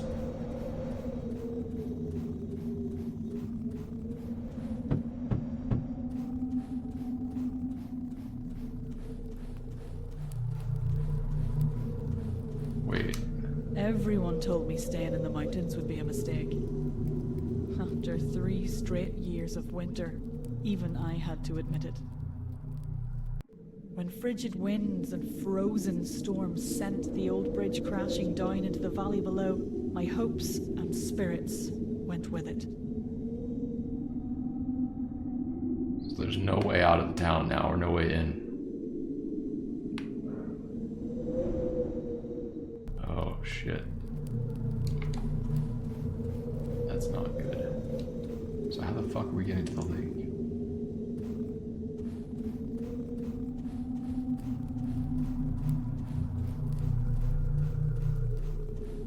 Can we go back up to the town?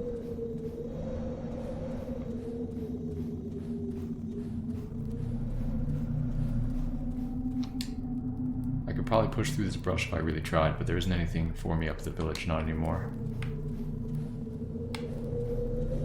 Alright, I feel like I'm missing something here.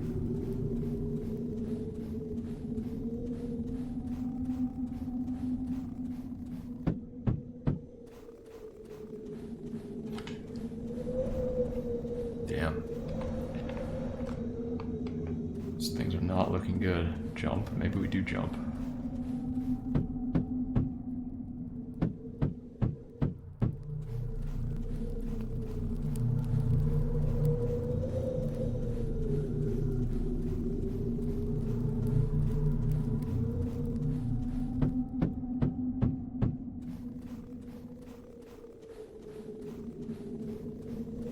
This way?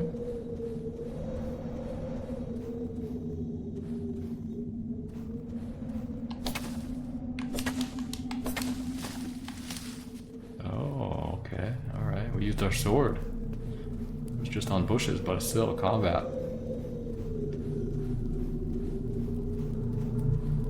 Ah, there's the steps.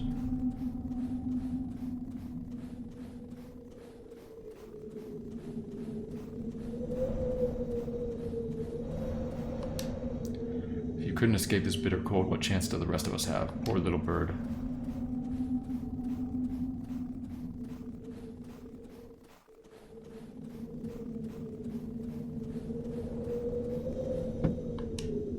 Turns out we didn't need to repair these bridges after all. The rivers and streams are completely frozen over. We just walk across. Yep.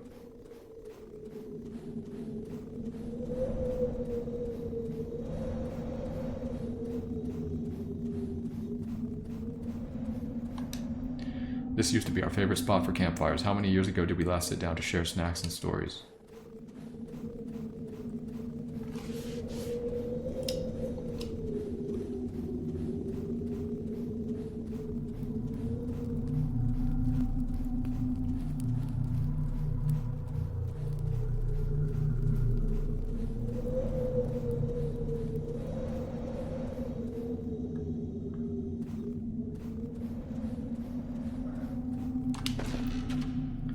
One trap set, I'll have to remember where I placed the rest of them.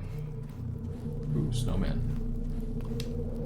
I can't believe our snowman is still here. Graham and I built him years ago. I guess it's only gotten colder since.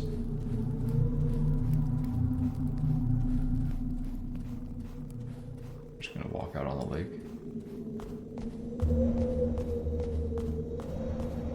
Let's get these fish.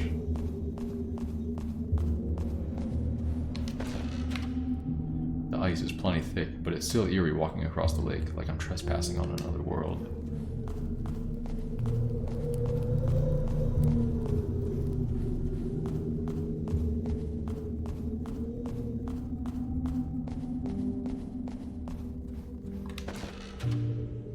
Stay close, Cinder, and move slowly. I know it's a strange feeling slipping around on the ice.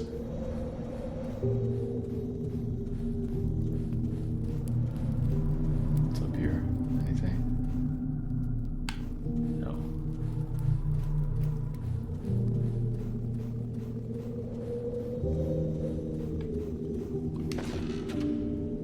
What would Nana say if she could see me now? She'd say, "You fucking idiot. What were you thinking? You don't need to stay at the inn for me. You should have gone with the whole village when they left." When's the last time we even had a visitor at the Sleepy Dragon?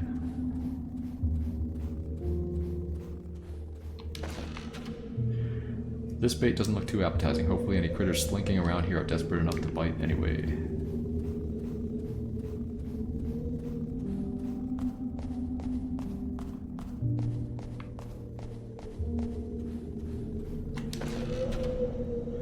That wind is so bitter cold I can hardly keep my eyes open.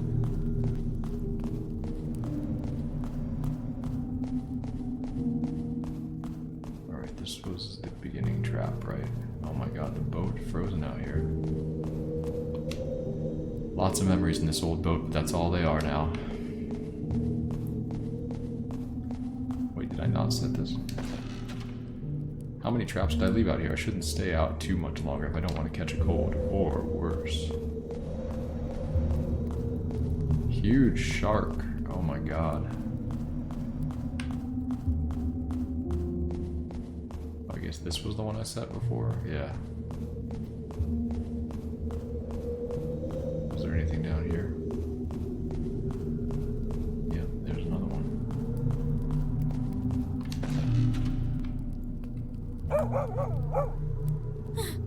Cinder, where are you going? Do you smell something? My first thought was that I'd lost it, cracked like a walnut. I'd heard tales of weary adventurers, sailors and the like falling victim to visions in the night. Faces in the water or shadows of people that weren't really there. But this boy in the snow was real. And he was dying. Oh my god.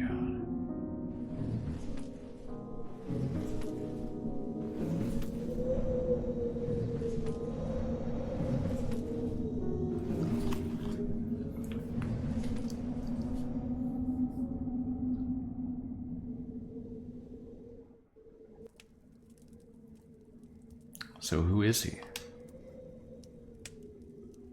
And how did he get here? There's nothing but bitter storms and deadly monsters outside our little patch of woods. Huh. Graham, look at his sword, that symbol on the hilt. Isn't that the crest of the royal family? So he's a royal knight? That only brings up more questions. Doc Dyke Doki. Thank you for the sub. Welcome aboard. Appreciate the support. Regardless, he's going to need medicine and food in his stomach, warm clothes, and any extra blankets we can find. Lyric, we don't have any of that to spare. No, we don't. Not here, at least. What are you getting at? I have to do it, Graham. I'm sorry. I have to go up to the village.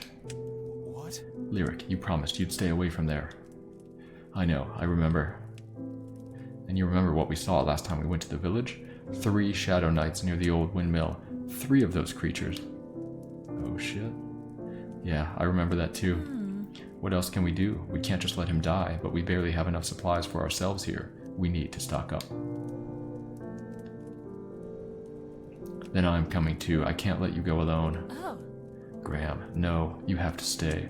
I know you want to help, but in your condition you'd only slow me down moving around the village. Besides, we can't risk your health. I can't afford your cough getting any worse. I can't take care of this boy and you both. I've known you my whole life, Lyric. Been in love with you most of it. I know once your mind's made up, there's no convincing you otherwise.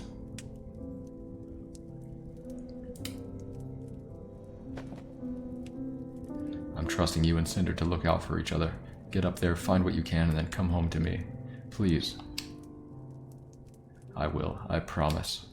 Watch his breathing while I'm gone, okay? This is the first adventurer to stay at the Sleepy Dragon in a long time. Let's do right by him. I'll do everything I can. Be careful, love.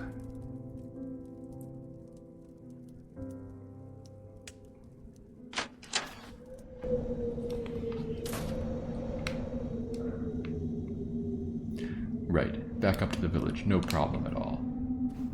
Let's do it.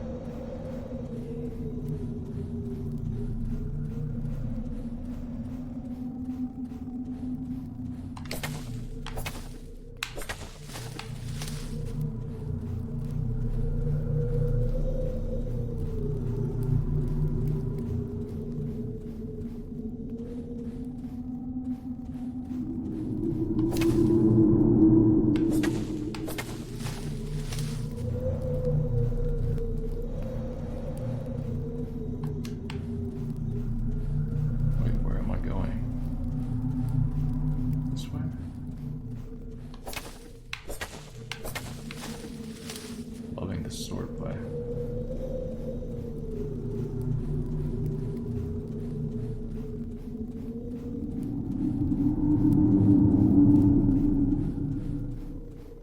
Alright, we made it. I thought I'd been prepared. I was wrong. One step back into the village proper and memories came flooding back. Oh my god. Oh god, it's a flashback.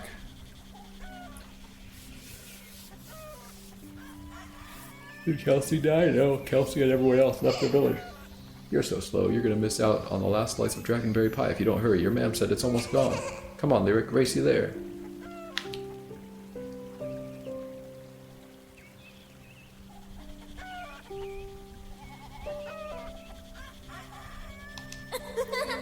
Look out, I'm chasing a grasshopper and I've almost got it too. Of course, they find a way to bring back everyone to talk to. Would you calm down? I honestly don't see why it's a big deal. Why it's a big deal? You know mint chocolate is my favorite. The sweets merchant only comes once in a blue moon.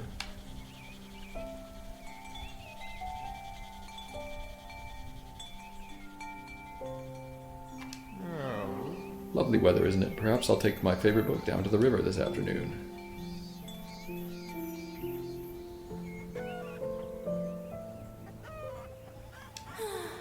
What am I ever to do with you, little cozy? Honestly, your fluff seems to grow back faster every time I give you a trim.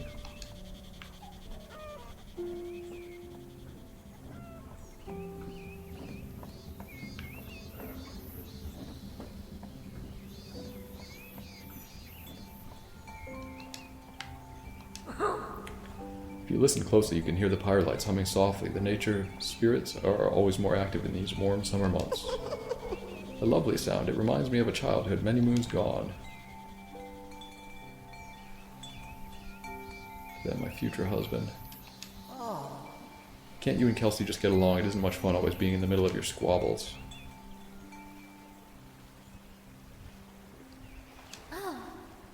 Isla. Ever wonder what's out there beyond the mountains? One day I want to find out. See if all the stories are true.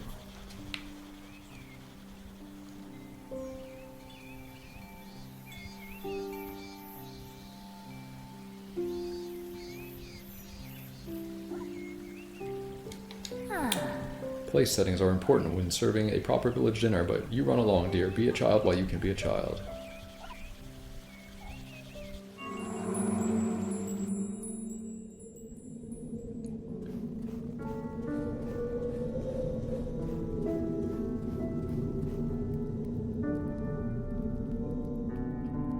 Love you, or sexiest bald man ever. Hey, thanks. Wrapped up in dissonance. Alright, Cinder, we just need to look around for any tools or other supplies that might be useful. You can do side bends or sit-ups. What?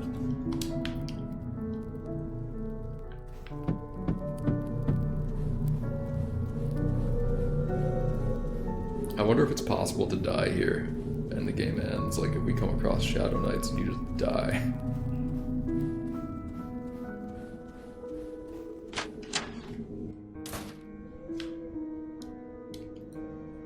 This place used to be filled with so much warmth and color.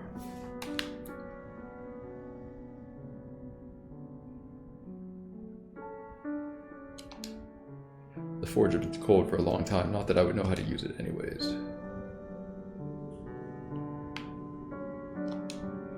Somehow the old saw looks more intimidating when it's not moving, like some long-forgotten monolith.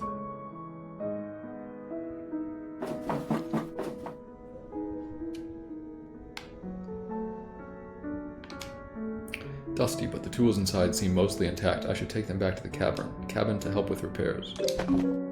Why would I not take it? Donovan's gold paid for the windmill repairs and then some. I don't know what I would have done without it.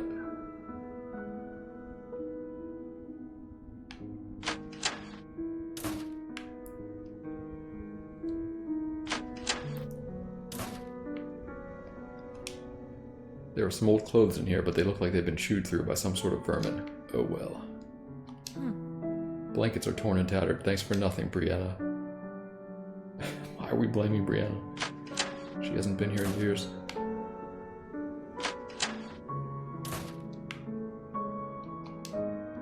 Isaac never liked cold weather. He would have been more miserable than I am seeing the village this way.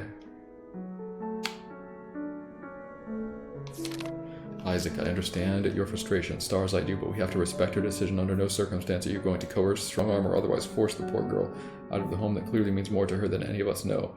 See you bright and early for another day of packing. Isaac wanted to force me to leave? What was he planning to do? Tie me up and sling me over his back?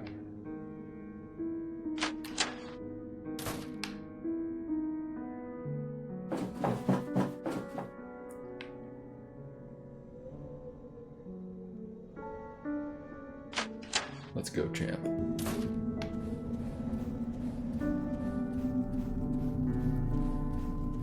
We're gonna hit up the Sleepy Dragon last.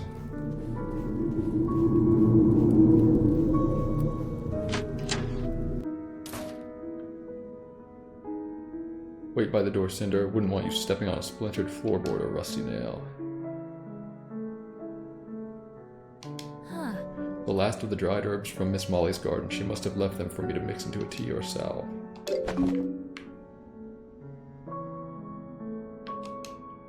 Our lessons never covered surviving on our own in an eternal winter. Too much time spent on letters and arithmetic. Nothing helpful here. It's all in disrepair, covered in dust. What about that fish up top?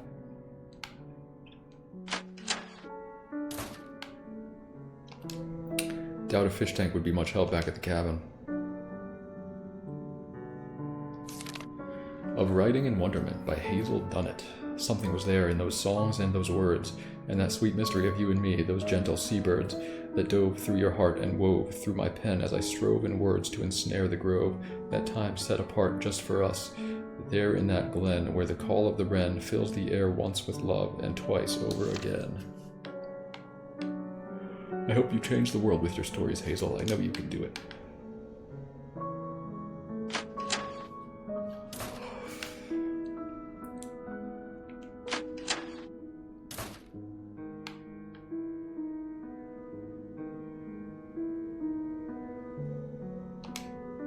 Even the blankets on the bed are in pretty rough condition. I don't think they'd offer any real warmth. Let's get out of here.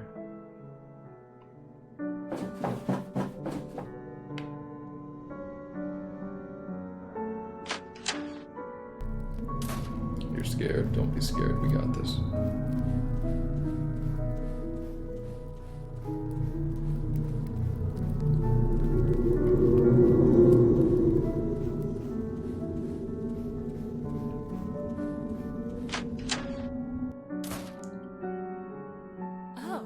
Oh, you orcs stuck around all this time. Stars, you amazing creatures. Resilient as anyone I know, that's for sure.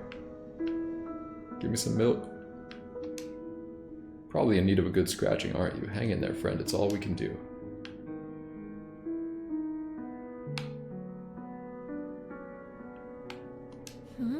Storage chest. Miss Molly and Mr. William must have left some old goods behind. How did I miss them before?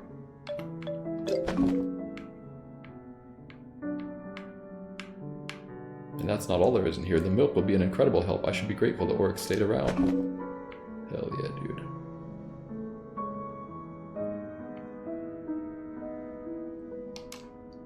Oh, you poor creatures, please stay in the barn as long as you'd like.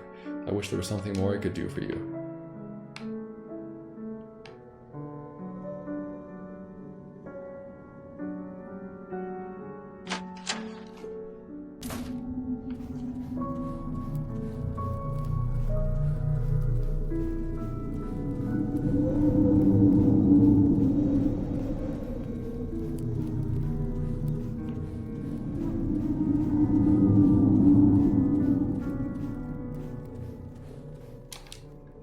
Creepy to think the bucket is still down there, buried beneath layers upon layers of solid ice.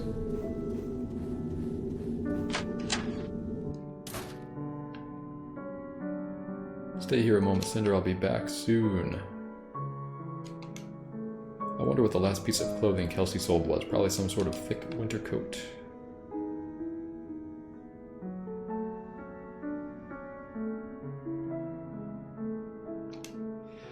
Whole lot of nothing. Nothing helpful anyway.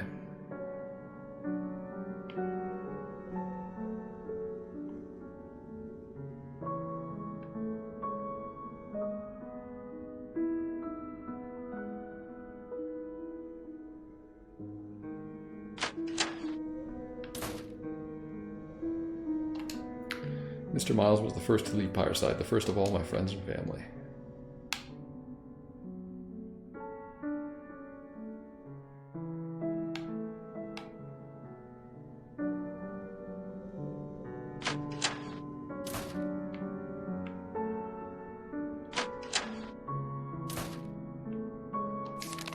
Diary entry, 4 Rye month. Here I am, sitting in this empty room in this empty shop for the very last time. I think it's been a slow decline. First mother died, then Cozy, then father decided to move away. It's not like any of this happened overnight, but still, I can't imagine anything feeling worse. Why won't Lyric just swallow her pride and come with us? She says she's doing it for the adventurers that still come through Pyreside, as if any of them are destined to do anything worthwhile. Ugh.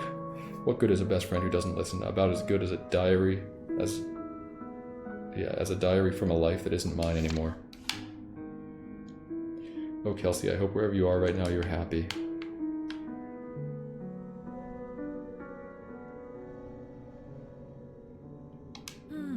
Probably a good thing the mirror is fractured and frosted over. I don't want to know how disheveled I look right now.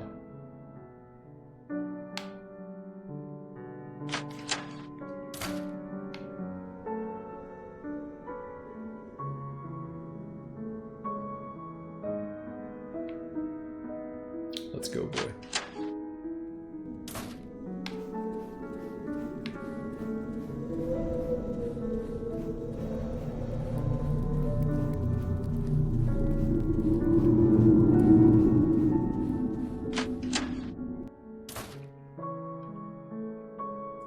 I had so much hope when Claire came back to reopen the shop. If only I'd known then what was going to happen.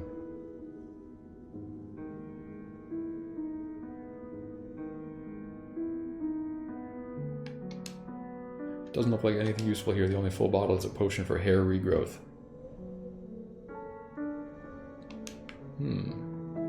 Sounds useful to me.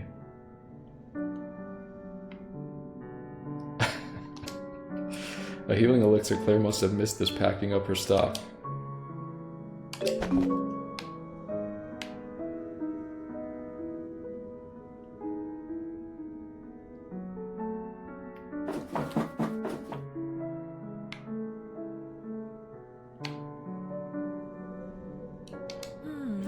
I was hoping to find some forgotten supplies under the sink. No luck.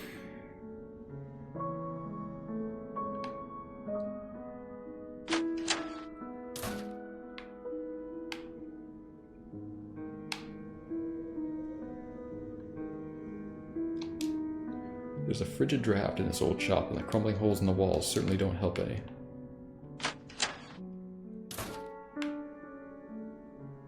There's nothing over here, right?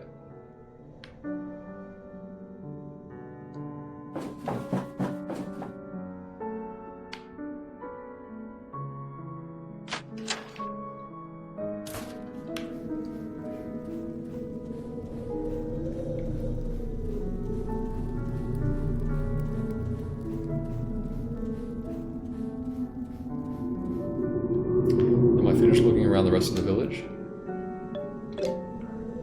Okay, I guess this is the last place we need to go. I kind of want to go see what's by the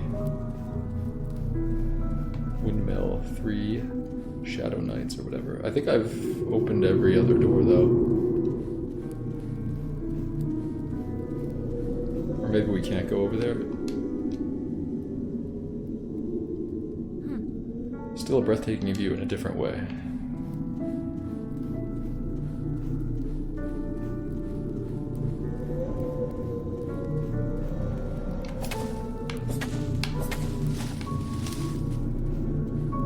Risking it all right now.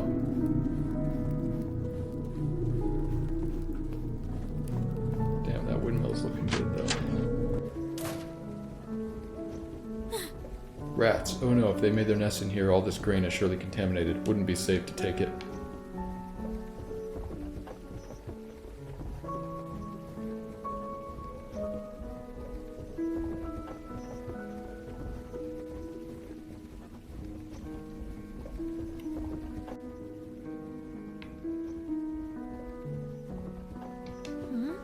It was so long ago that I sat down here to share a drink with Claire. 13 years? 14? That's it.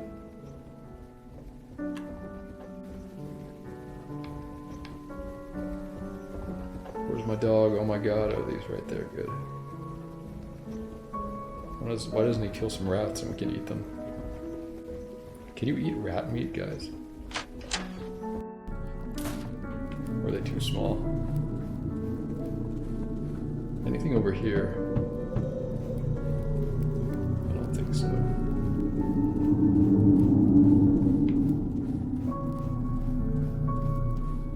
Yes, and a chimichanga, yes, but only once.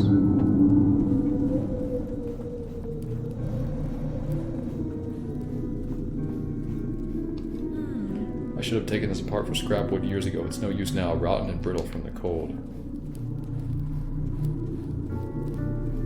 Alright, I think we got everything we need. Let's go into the Sleepy Dragon.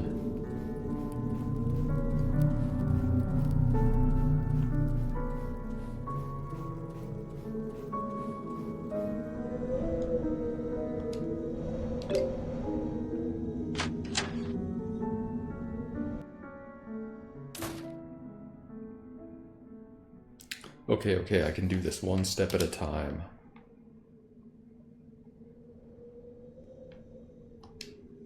It's almost certainly out of tune.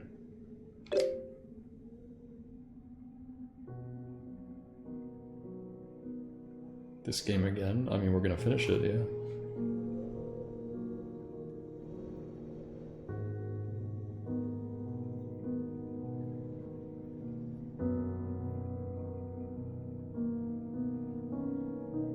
Maybe the piano will bring the town back to life. Or drive back the shadows.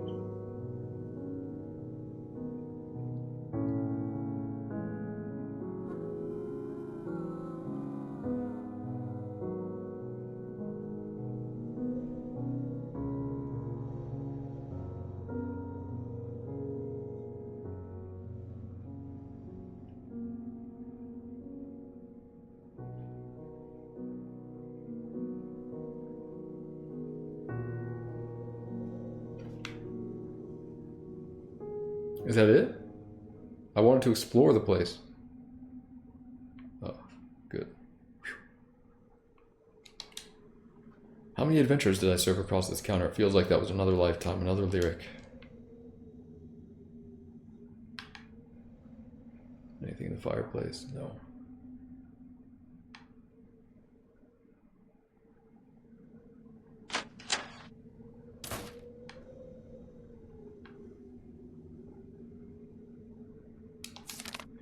Liliana Widowgast, penned on the 1st of Ash month. I imagine this will be the last real bed in which I sleep before I go to confront my fate. The shadow lies ahead, along with the bitter end of the civilized world. Its power draws me north. I had not expected to find this quiet place of rest, this moment of respite before the final stretch of my journey.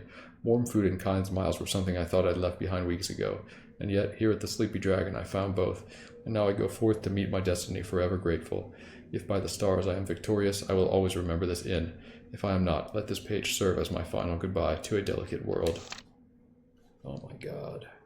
She never did come back.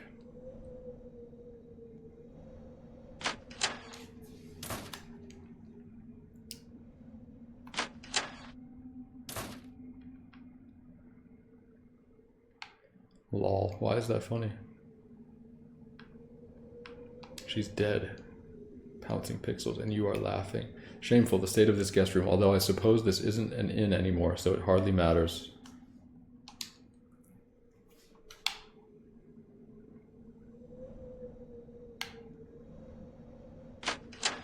I have a feeling there's going to be something in this corner room.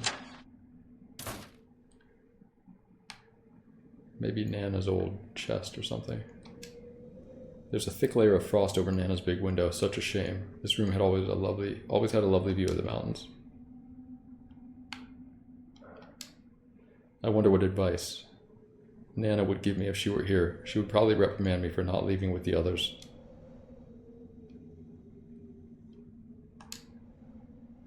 Probably would. That's what I said. Nothing in here, huh? Okay.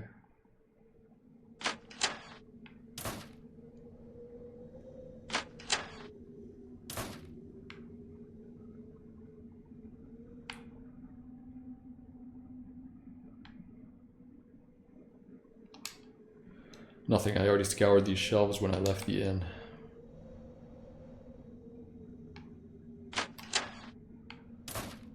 There's gotta be something in here, right? Letter. Went through all this already. I don't think I'll find anything here.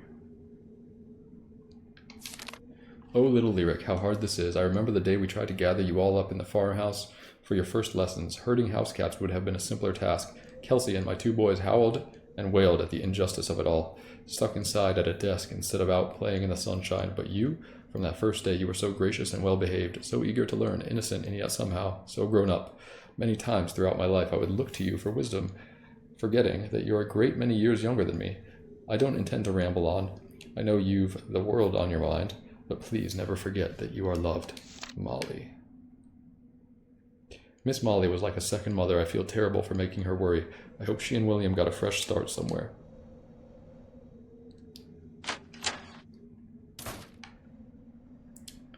Nothing in here, I guess.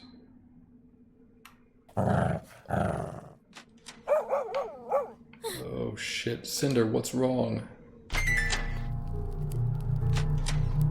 Oh my god. Bring out your sword. Childhood nightmares had come for me. Go out the back fled window. Straight into the room at the top of the stairs where I used to curl up between Mom and Dad after a bad dream. But no tender smile or comforting words would fend off these nightmares. No. Cinder. Cinder. No, don't tell me the dog is gonna die. Not Cinder. Why don't we fight them? We have a sword. Go home, Cinder. Get back to Graham. Please. Oh, Cinder's gonna have the shadow plague, I bet. He's gonna have green eyes. Wonder what happens if we get caught by these things. I'm not about to find out.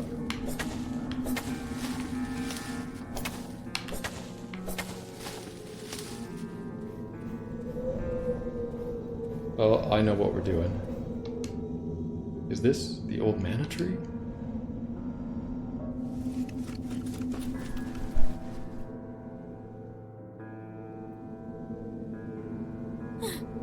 Where did they all come from? Oh, stars, what do I do?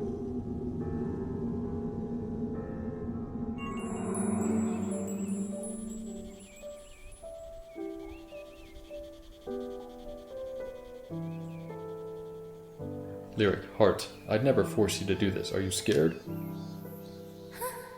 Terrified, those creatures, they're going to get me. It's okay to be scared, Heart. Even the bravest adventurers get scared sometimes on their journeys. The secret is having strong and loyal companions to draw courage from in the dark times.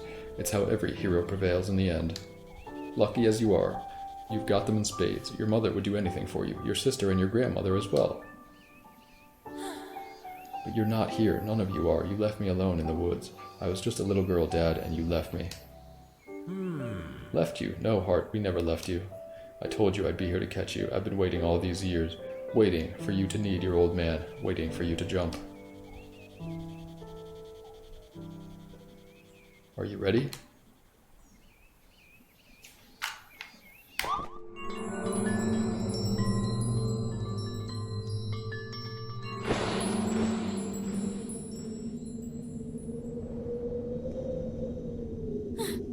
The Shadow Knights, they're gone? What the fuck?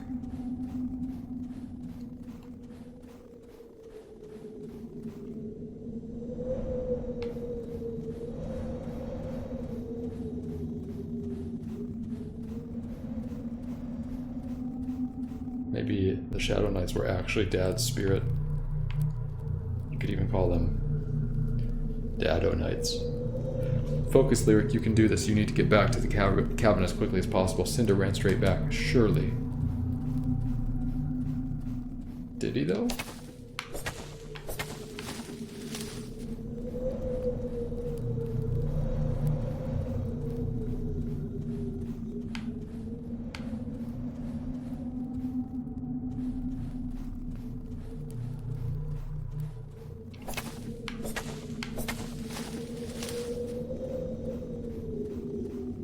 I feel like I should go back and try to find Cinder, right? It won't let me.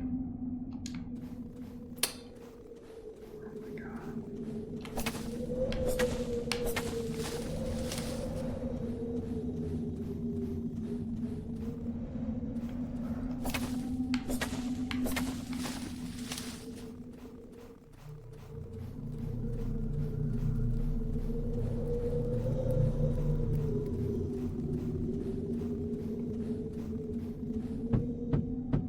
Here we are.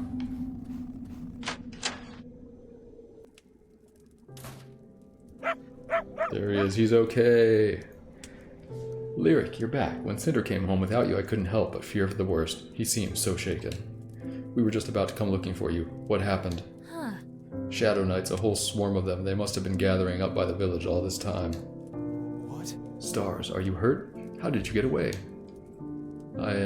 I'm not sure, but no, I'm not hurt. At least I don't think I am. I knew I shouldn't have let you go to the village alone. Graham, please, I need you to focus. We should barricade the door, at least for tonight. Maybe take shifts staying awake in case they wander down this way. Right, I'll start right away. I did manage to salvage a few things before they found me, as long as Cinder didn't drop anything from his pack. Let's see. Cured vegetables that your folks left behind. They must have been thinking ahead even before they decided to leave town. I found this dusty toolbox in the workshop. Brianna and Isaac took their primary tools, but these backups are good quality. Dried herbs from your mam's garden, useful for mixing into a salve or some restorative tea. Midnight milk from the barn. Somehow the Oryx have kept safe and warm in there all these years.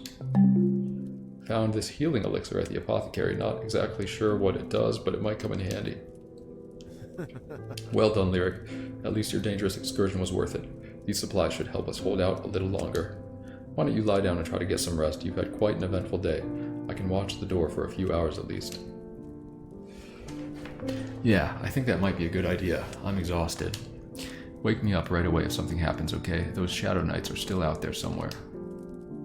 I will. You can trust me, love. I'll watch over you.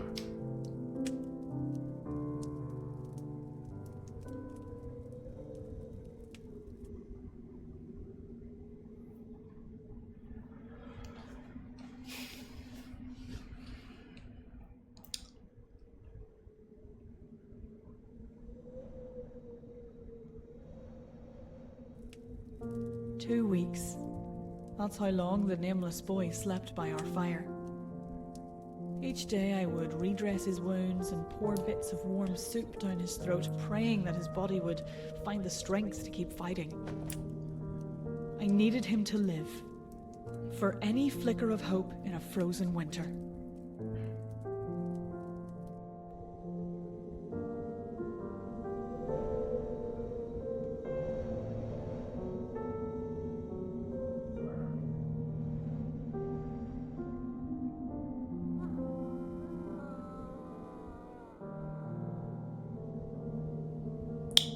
Nothing in the traps.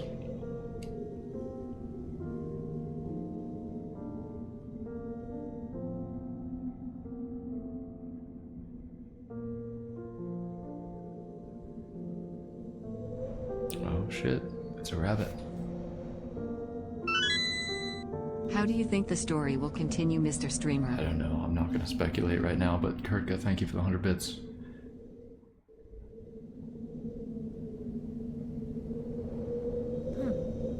Nothing in this trap. Might be going hungry again tonight. I've been trying to keep a brave face on for Graham, but I don't know how much longer we can do this. Should we leave the mountain? Even if we could survive beyond the woods, or even if we could survive the woods, vicious monsters and behemoths have settled the valley beyond. I wish there was someone else I could turn to.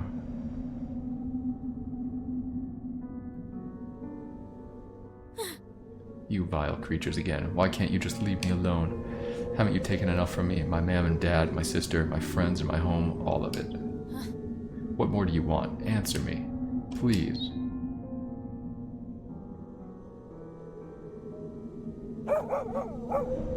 Oh no. Oh shit, it's the boy is awake and he's got a sword.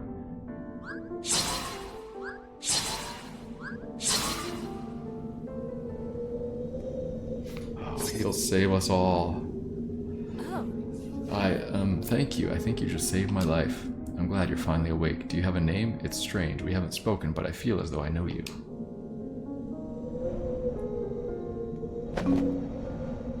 He gave me a ring. What's this? Some sort of bracelet? Wait, where are you going? You're not healthy enough to go off into the woods again. There are more of those things out there.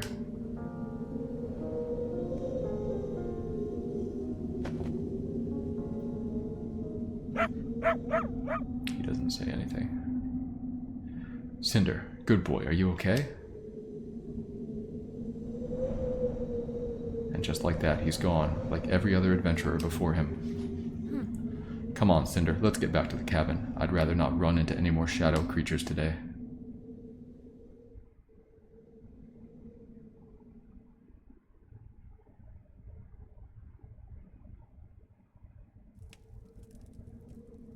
"7 days later." Not years, just days.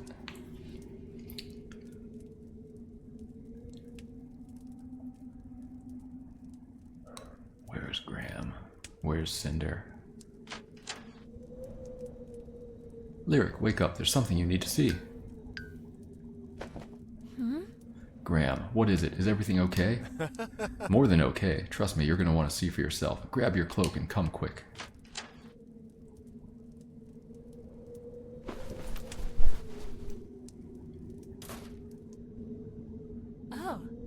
Oh, is that what I think it is? I couldn't believe my eyes when the first blade of grass broke the surface of the snow. Winter had been a constant, a curse I believed would shroud my world forever. And yet, spring had come again. Oh shit. Life slowly began to reclaim the mountainside. Trees blossomed, and dawn flowers bloomed, and wildlife returned to the woods. The night had been long, unrelenting. But eventually, dawn broke, as it always will, bearing gifts of sunlight and warmth and birdsong. The heavy snows melted, and the mountain could breathe again. Nearly 7 years after the nameless boy walked off into the snow, Fireside looked like a different village. Wait, 7 years? Is it another 7 years? Is that what she said?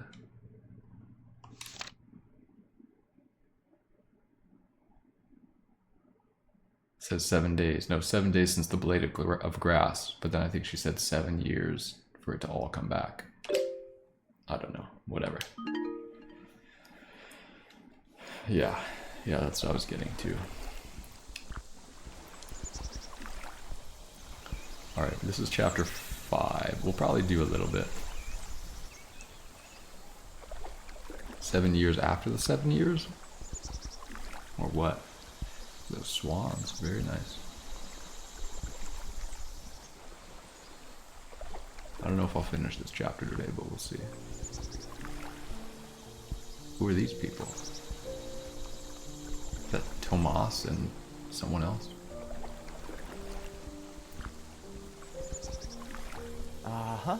Noah. There you are, Miss Lyric. Emma and I thought you might be here. We reckon it's about time to get the fire started, but no real hurry if you're lost in thought. We didn't mean to interrupt. Oh no, not at all. I'd love to make myself useful. But what have I told you about calling me Miss Lyric? Lyric is fine. It sounds so formal the other way. Force of habit, miss. Sorry about that. I was thinking I'd fix a snack for everyone up at the village, if you'd be willing to help my husband with the fire. Do you mind? Certainly not. A fireside snack sounds lovely. You're okay getting up the stairs alone, dear? I could walk you up to the farmstead and be back in no time at all. Noah, dear, the baby isn't due until mid-autumn. If I can't manage a few stairs now, we're in for a rough couple months. Now then, a snack. Anything sound particularly tasty? Kettle corn or baked apples? I want baked apples. How about baked apples? They've always been a favorite of mine. I'll see what I can do. Just make sure Noah doesn't set himself or anything else important on fire. Oh, and Murphy too. That dog is sweet, but there's not much going on between the ears. I keep hoping old Cinder will rub off on him. We'll be fine, Emma. Your boys are safe with me. I'm right here, you know. I've never felt more emasculated. Noah and Emma Dawn. My first new neighbours in decades. Young and full of hope and eager to see my beloved village restored. What a gift their friendship would turn out to be. Nice. New friends. Perhaps you could gather a few logs to use for tinder. I'll start getting things set up down at the fire pit.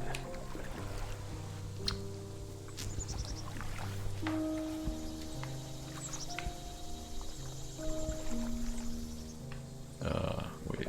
Am I supposed to go this way?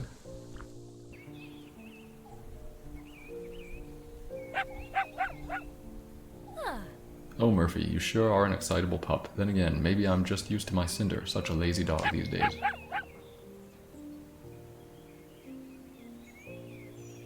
There you are. Care to join me on my quest for firewood, or would you rather lie back down and wait for me by the fire pit?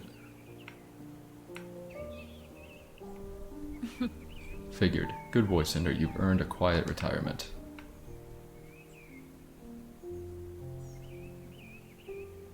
Wait, so I'm gathering wood. I nearly wept when the first dawnflower bloomed, and then bolted straight home to tell Graham. Oh, there's a log. I see one. Oh, here's one. Hell yeah. Should make for a good bit of tinder. Tinder will probably need a few more logs this size to keep the fire going.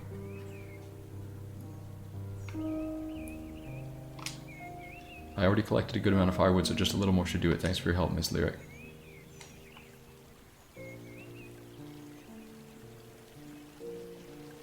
Boom. Nailed it. Emma said the whole village is coming to the campfire tonight. Should make for a fun evening, even if there's only a handful of us. Damn, look at these stairs. Once winter cleared, the king sent crews of smiths and carpenters all across the north to help folks rebuild. The new bridges and staircases were more than I expected, not to mention all the repairs set up at the village.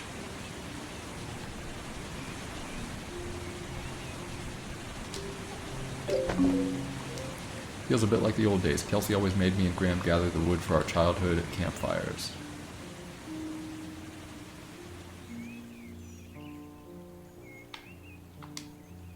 Hey little one, I mean you no harm despite the rumors that must have spread through all your rabbit circles. This bundle is getting heavy. Maybe one more log?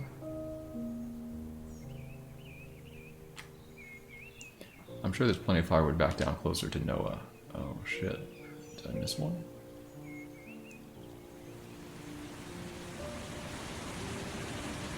Up here maybe? No.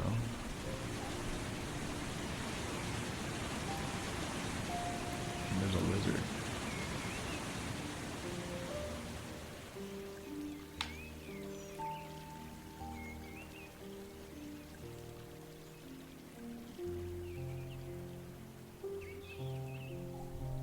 fuck is the firewood, man?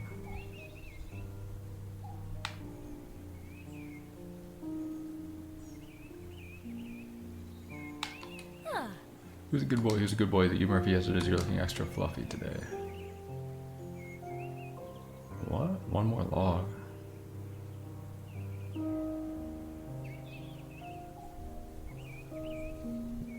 What? Up here? Oh.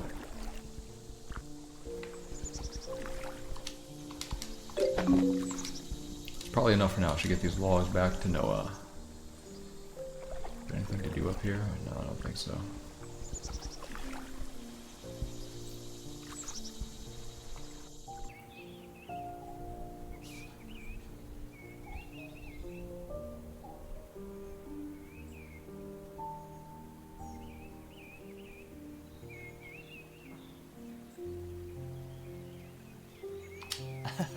A perfect stack of firewood, Miss Lyric. Something tells me you've done this before. Once or twice. We've got everything else we need? I believe so. I'm ready to get things burning if you are. Ready. Ready. Let's light it up. Yo, what's up, HK? Everyone will be arriving soon. If you'd like to greet them, Miss Lyric, I believe I can manage from here. I think I'll do that, but please, it's just Lyric.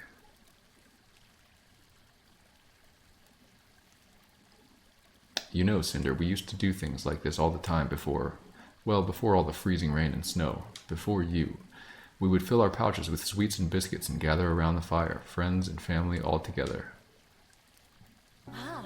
Speaking of... Oh shit, it's Graham. Hey love, are you and Cinder the bonfire greeting party?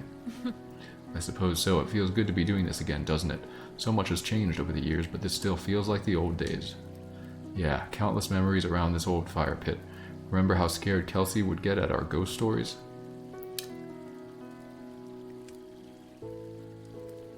Time for new stories. I don't miss Kelsey at all. I surely do, but it's time for some new stories, new memories with new friends. Tonight should be about them. You're right, we have a lot to be grateful for here in front of us, including a fireside snack, I hope. Yep, Emma fixed up some baked apples. Should be tasty. That does sound tasty. Think she'll sprinkle them with cinnamon sugar the way old Emelda used to? I hope so. See you over there, love. I'll save you a good spot. How old are we now? We're 23, 30. Are we 37 or are we 44? Isaac is back. Oh shit. Hey Lyric, what's it called when a bonfire gets out of control and spreads to the local flower shop? Oh no. It froze again.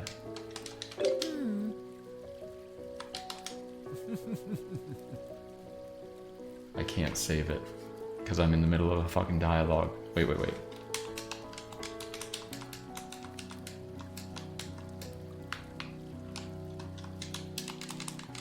Hit refresh. What do you mean hit refresh?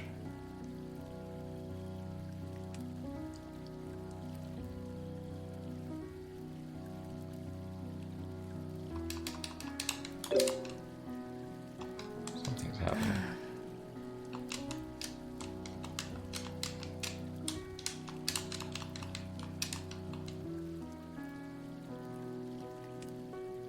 Is there actually a refresh, guys? Are you fucking with me?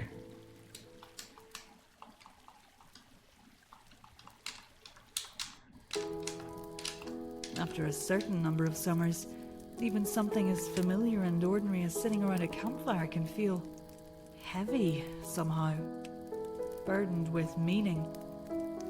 Clouds of memories hung over us that night like smoke over the flames.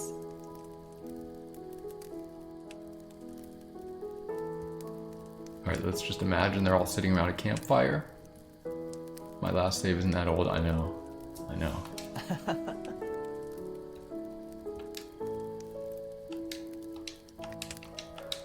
Let's just reload, I guess. Jeez, dude, this is crazy. We're just gonna have to gather firewood again, I guess.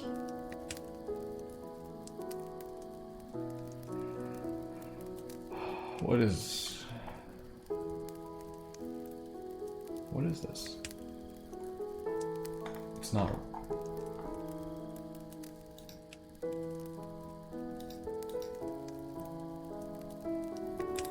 Hang on. It's not saying, it's like open.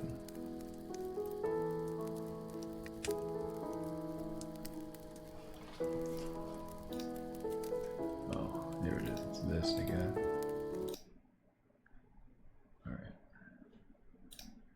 Okay, let's reopen it real quick. There's barely anything to do, so hopefully we can load our game up.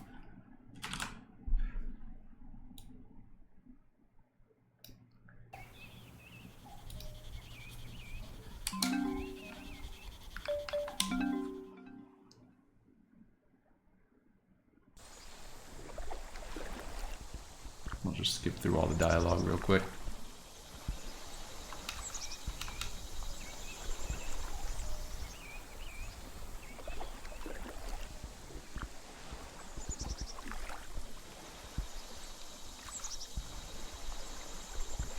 Hello Kitty game wouldn't freeze. Is that even out yet?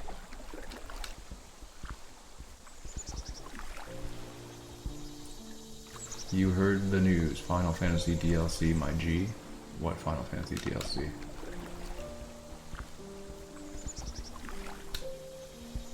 Uh-huh.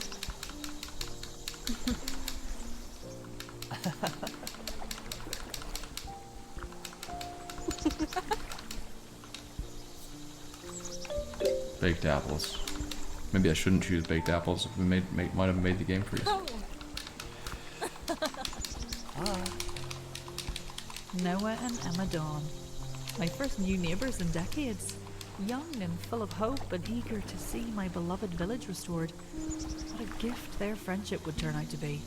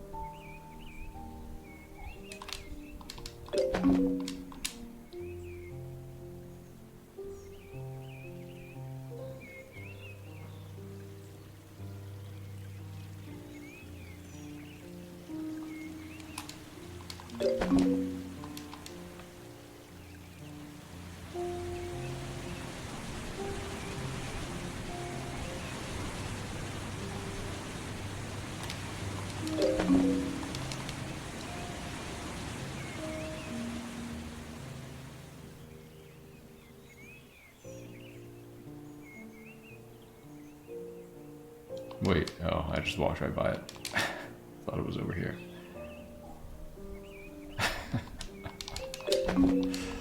Oh, God.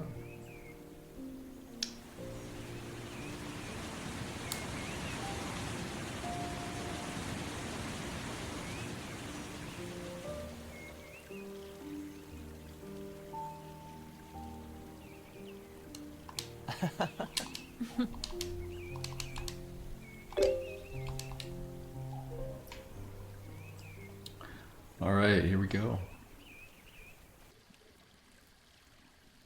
Everyone will be arriving soon, blah blah blah. I think I'll do that, please, it's just lyric.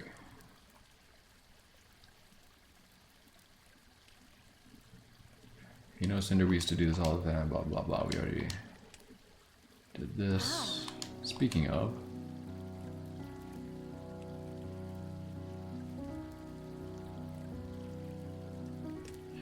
hey love, blah blah blah. We already read this.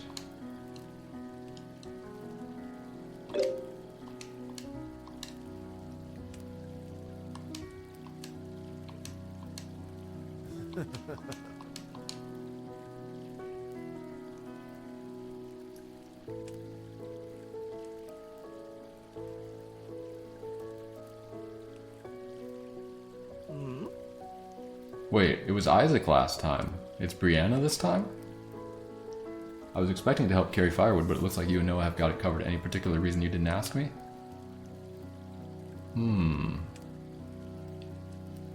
You're getting older. No offense, Brianna, but none of us are as young as we used to be. There's no use being a hero when others are around to help. Thought that might be the reason, and fair enough, I suppose. But I swear to the stars, I'm in the best shape of my life these days. Must be something in the air here in Pyreside. I would never dream to doubt you, Brianna. I've seen you lift that old mammoth hammer like it was nothing. Gotta admit, a bit of relaxing tonight does sound pleasant. I'm more than happy to put down the hammer for one evening. Thanks for giving me the excuse, Lyric. I'll see you by the fire.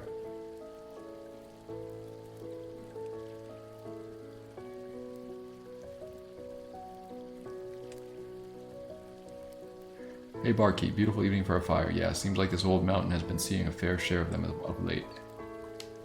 Claire's back. Complaining? Not complaining, are you, Claire? If you'd like, we could put in an order for more gray skies and freezing rain. Thanks, but no thanks. I'll be happy if I never see another gray sky for the rest of my life. I know winter here was dreadful, but it certainly wasn't pleasant on the other side of the valley either, to put it mildly. I can imagine. Well, I'm glad you made it through and found yourself back to our lovely mountain. This is my home, Barkeep. Better or worse, you're stuck with me now.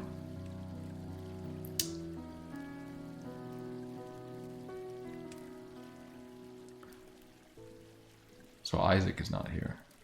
That's kind of weird, right? We did everything the same, I guess. After a certain number of summers, even something as familiar and ordinary as sitting around a campfire can feel heavy somehow, burdened with meaning. Clouds of memories hung over us that night like smoke over the flames.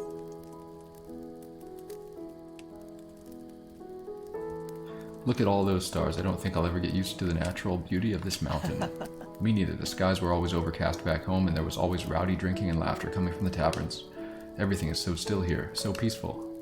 I grew up here, and I don't think I ever appreciated it. The city seems almost suffocating by comparison. Wait, Hazel's here. It's strange. I've lived all my years romanticizing city life, thinking this village was dreadfully boring. Boring, yes, but dreadfully so? Pyreside is the good kind of boring. Comfortable and quiet, and it's not like there's a shortage of adventures to be had in these woods. I suppose that's true. I have countless memories of running around playing make-believe with Kelsey and Graham. Little Finn, too. Don't forget about my brother. He'd always show up at the workshop covered in sticks and mud like he was 10 years younger. How could I forget Boris the Brute, the evil ogre who was always mucking up our plans? Oh, Isaac. You made him play an ogre? I hope he didn't take that personally. No. Tell us more stories. I love hearing about how things used to be in Pyreside. The village has such rich and beautiful history. What about the folks who used to live in our farmhouse? Your parents, right, Hazel? Right. Right. Graham and I both grew up in that house, but I'm not sure where I would even begin. Talk about William or Molly? Talk about Molly. I can start. Molly was jovial and kind-hearted and the best teacher any child could have asked for. I remember one lesson in particular about Axis the shepherd. I was so entranced by his story I must have asked a dozen questions. Wait, by his... oh. Wait, what?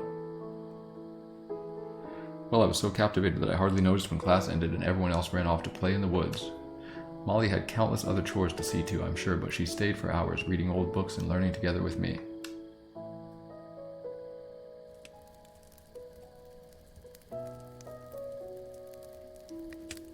After my own parents died, there were certainly times of feeling lost and lonely, a fair share of them. But I always felt that, in a way, I still got to grow up with a mother. And that's why I usually let my wife do the talking. What a beautiful memory, Lyric. Don't mind me wiping the tears from my eyes. Oh. Molly sounds like a wonderful person, quite a legacy to live up to. Working to restore the farmhouse has taken so much of our time. I'd like to start helping more elsewhere in the village. Plenty of work to do still. Maybe someday we can fix up the old tailor shop. Those sound like worries for the morning. Tonight's about reminiscing, isn't it? Tell us another story from the old days. Well, me and Kelsey got into plenty of trouble over the years. I'm sure I have stories about her.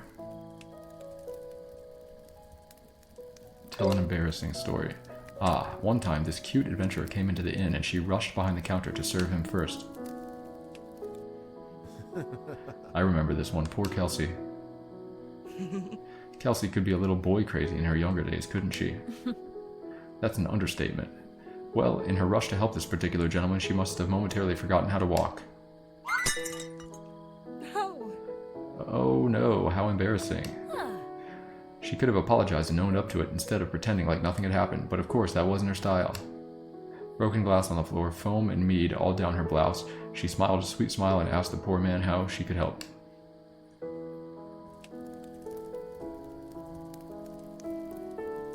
I just love these stories. I could listen to you tell them all night. I can't imagine a lovelier way to spend the evening, or lovelier folks to spend it with. Just broke open a new bottle of wine. I'm here for the long haul. Feeling more and more like old times every day, isn't it, Lyric? Cheers, everyone, to another quiet night at Pyreside. But where is Hazel, though? Hazel was like talking, but she's not there. Right? The two in the front are Claire and Brianna. The two on the right are Noah and Emma. And then we have us, Lyric and... What's my husband's name? Graham. I don't see Hazel, though.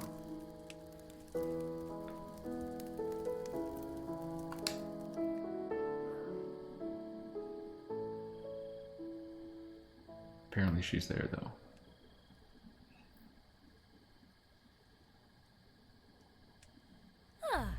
Oh, Cinder, tuckered out after an evening of napping, are you? I suppose a bonfire is as thrilling as things get these days.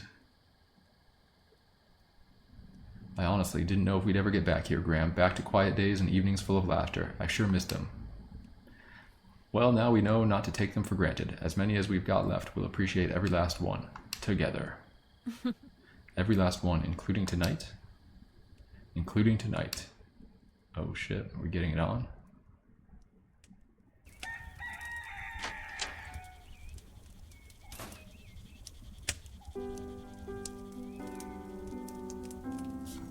Now what?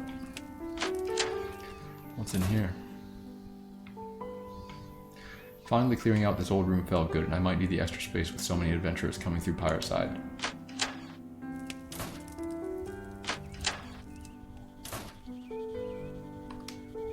I think Nana would be proud that her old room had to be renovated into a third guest suite. The Sleepy Dragon has never been busier.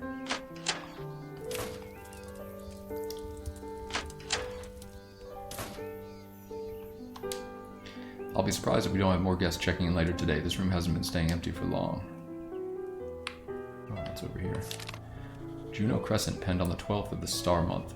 I came to discover that Sleepy Dragon is one of the oldest establishments in these northern mountains, but you wouldn't know it by the clean, cozy interior and modern comforts you'll find here. The innkeeper was happy to offer us privacy and prudence, though she remained graciously available in the moments of need. We were provided a home-cooked meal, both delicious and filling, and upon asking, I was informed that every single ingredient was plucked fresh from the local garden this morning. After completing our current quest, this entire party shall be thrilled to return to the Sleepy Dragon for another evening of celebration and comfortable rest.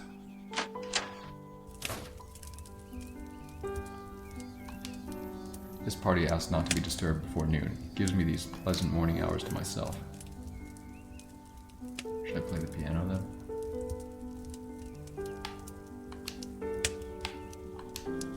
Maybe I should play something from one of Mam's old songbooks. Let's see if the party wakes up.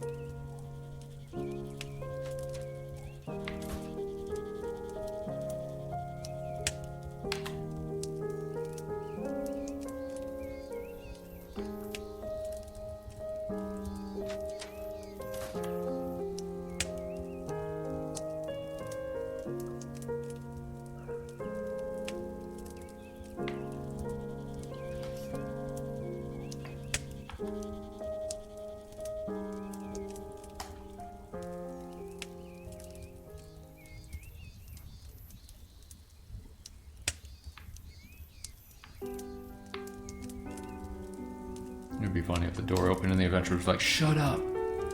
Feels good working behind the bar again. I really miss this old inn.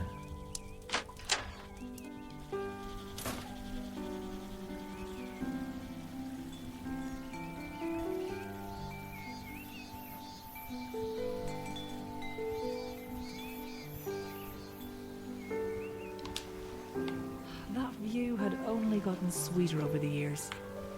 Or was I the one who had changed? Come to appreciate more deeply the sparkling waters and mountain breeze.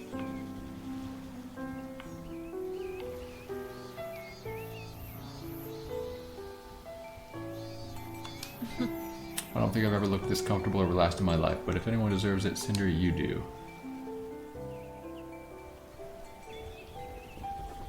The swing is back.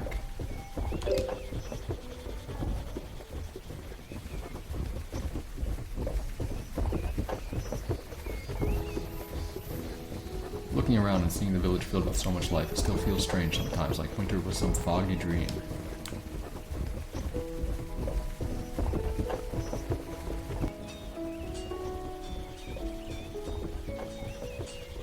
The workshop is back open, and the apothecary and the farmhouse. I won't take any of it for granted ever again.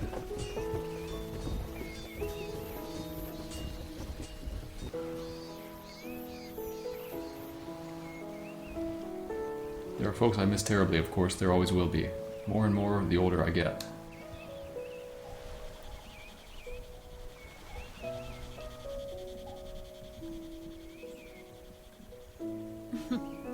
But I'm so lucky and so grateful to have what I have, especially now that I know how it feels to lose it.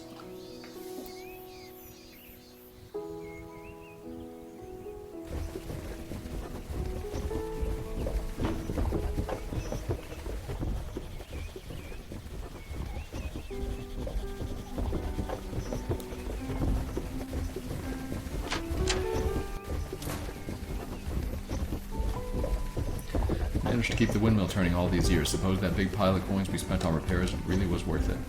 Looks to be plenty here. Fairy bread is easy to make and should last us a good long while. Looks to be...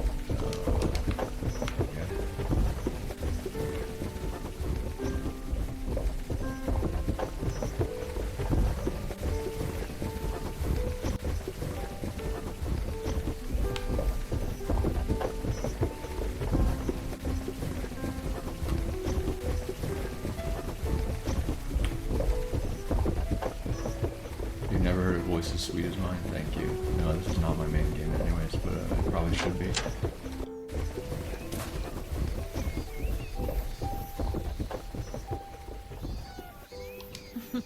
We've had to restuff you more times than I can count, but you're still my old friend, Albie, aren't you? Keep up the good work. From what I'd heard, Kelsey had set up a new shop in the River Wilds. Found an honest husband and started a family. I was happy for her, but I didn't like seeing the old building vacant. A relic from another life. That's too bad. Oh, Miss Lyric, I hate to ask, but could you help me with something for a moment? I need to draw a bucket from the well. Sure. Of course, Emma, no trouble at all. Yeah, Kelsey lived. I dearly appreciate it. You've seen how Noah fusses, haven't you? He wouldn't want me to strain myself. Nor would I. Truly, it's no trouble. It should just take a moment.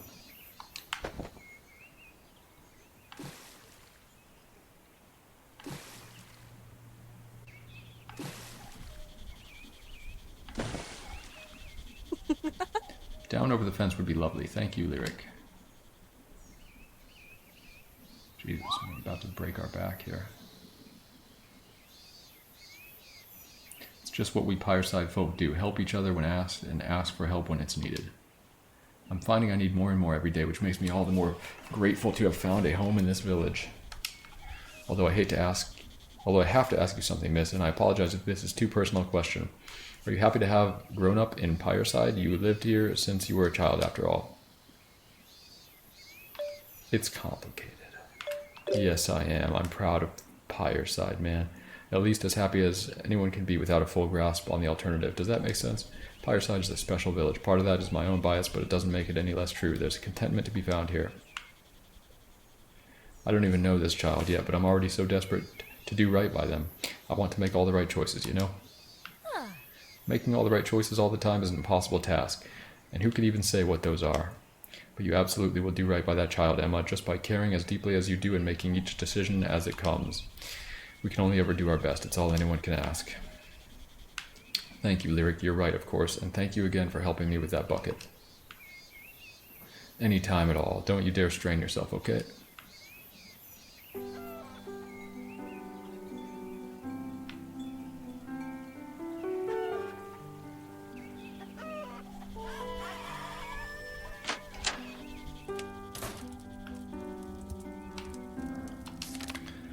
The royal coronation approaches. Something of a silver lining around the poor health of the king is seemingly universal adoration for Prince Oliver, who is set to receive the crown on 26th Star Month. The strapping prince is held in the highest esteem by nobles and common folk alike, not only for bringing about the end of the long winter, but for his recent marriage to Lady Kara of the Sea Druids that has captured the hearts of the people. Says advisor to the throne, Chade Farseer, no one wants to see our beloved king forced to abdicate before his time, least of all me, but if he must, and he believes he must, it's great comfort knowing our realm shall remain in good hands. Oh shit. So we had the prince here, we rescued him, we saved the world essentially by saving the prince. Already a surplus in midsummer. Brilliant, my new friends.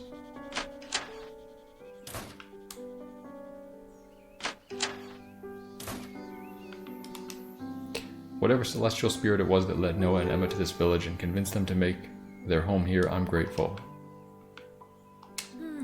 This baby will be the first child born in Pyreside since Hazel, nearly 30 years ago. So much has changed since then.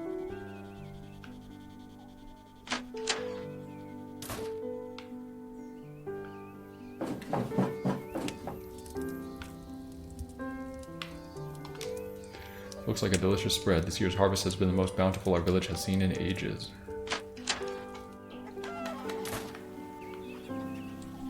Let's see if the oryx are still over here, guys. What do we think?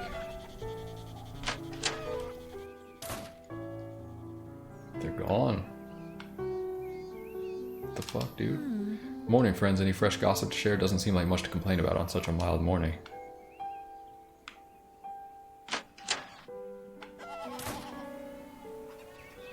Oh, I guess these are the oryx. Yeah, I guess they're alright. Herbs or flowers? I wonder which one Noah and Emma will decide to plant here.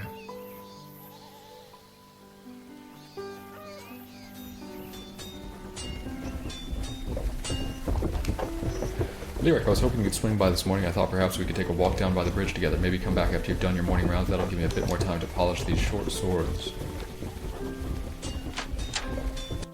Yes, why not?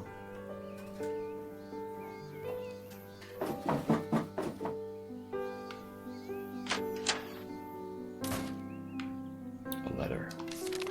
Hey Sestra, did you take my paring chisel? The one that was weighted perfectly? I used that chisel for 3 decades. If you have it, we're going to be sharing some words next time you're in Hogg's Harbor. Oh, and also, I love you. Duh. I hope things are going well up in the mountains. Dad says he thinks about the old shop every day, even though he knows we built something special here too. He sends his love, and please don't be too worried about him. The old grump still manages to get around astonishingly well these days. We miss you, Bree. Right back soon, Isaac. But Isaac was just here before the game froze. What happened? Brianna keeps this door closed off. Sentimental reasons, I suppose. Notes and sketches for all different kinds of weapons and armor. All beyond me, that's for sure. Locked up, just like it always used to be.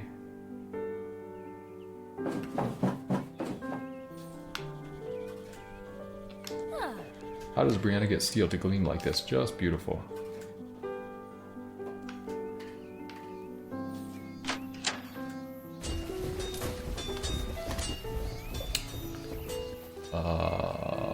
Is there anything else I need to do here?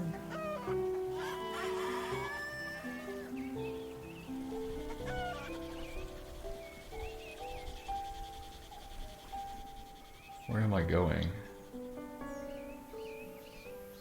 Am I done making the morning rounds? Should I talk to Brianna? I can talk to everyone. Unless Graham is down here.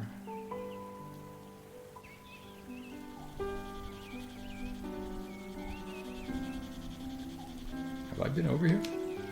Another shortcut built by the King's Carpenters makes getting down to the lakeshore a fair bit quicker. Nice.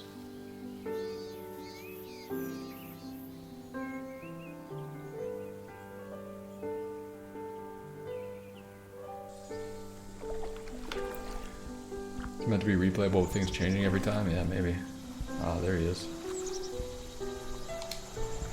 I thought I might run into you down here. What a perfect morning to be strolling along the lake shore. And fishing? Is it a perfect morning for that too? You're not fooling anyone, Graham. Well, now that you mentioned it, I was thinking I'd cast out for an hour or so, take full advantage of the morning sunshine. Care to join me, love, for old time's sake? Sure, let's do it. I would love to. I had a feeling you might ask. And step right in, my dear. I've got all the bait and tackle we might need for a beautiful morning.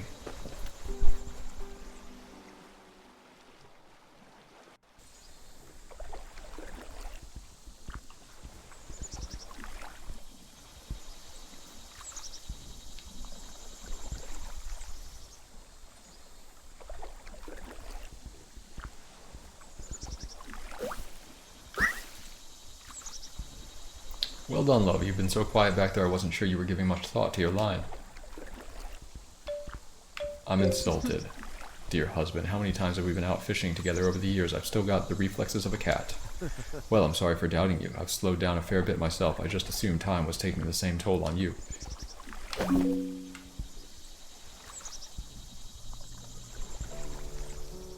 You know, when I was a kid, getting older was the scariest thing I could imagine. Who would ever want to do that?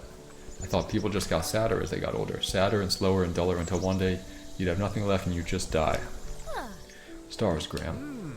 I told you I was a kid. I loved running around and playing in the woods, and I couldn't understand why older folks didn't do that anymore. I didn't want to lose that energy. It's what I feared most. And have you? Lost it, I mean. Well, yes, somewhat, but I think that's okay. I believe our fears change with us as we grow older. I don't know what 8-year-old Graham would say if I could go back and talk to him. But this Graham, sitting here in the boat, he's happy with his life and the pace he's living it. There's a serenity that comes with age. I'm glad, Graham. Glad you found your serenity. Another bite. The lake is absolutely teeming today.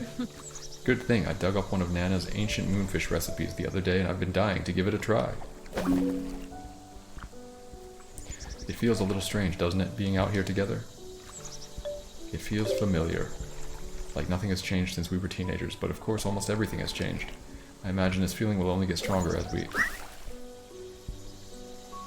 Yet another worthy haul. If things keep up this way, I'm ready to pack up the poles and just relax in the sunshine a while. That sounds lovely. It's such a beautiful morning, it would be a shame to let it go to waste.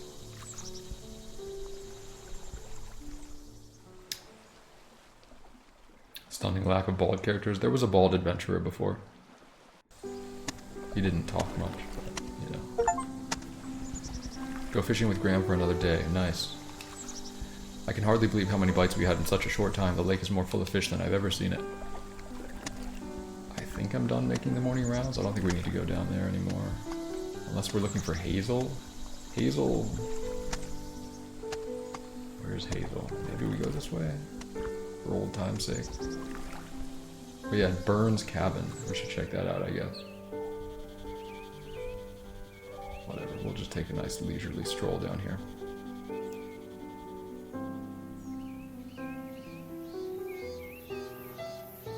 I missed a legendary sex scene? Oh shit.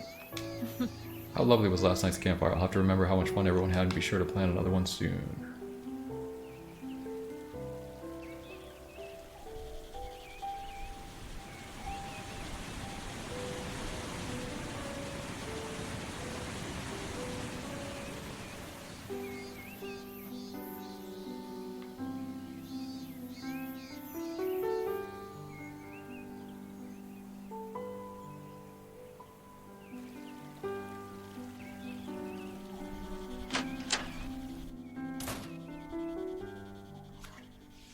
Maybe one day I'll step inside this cabin again without being haunted by memories of winter. Not today, though. We'll fix it up eventually, make some new memories. I guess there's nothing to do in here.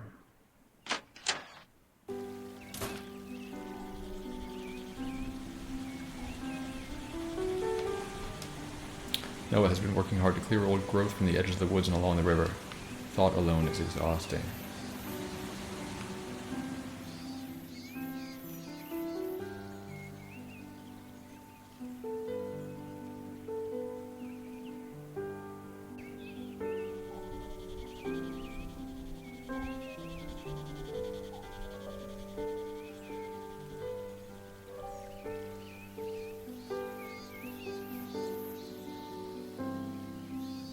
Alright, I guess we gotta talk to Brianna, huh? Is this the right way? I think it is, right?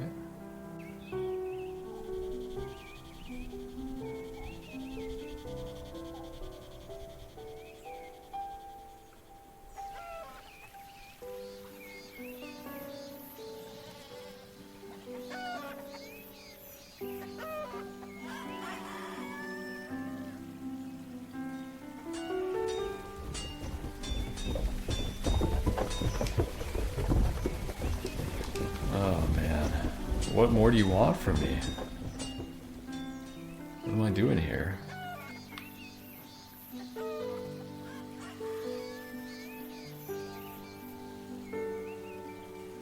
Who did I miss?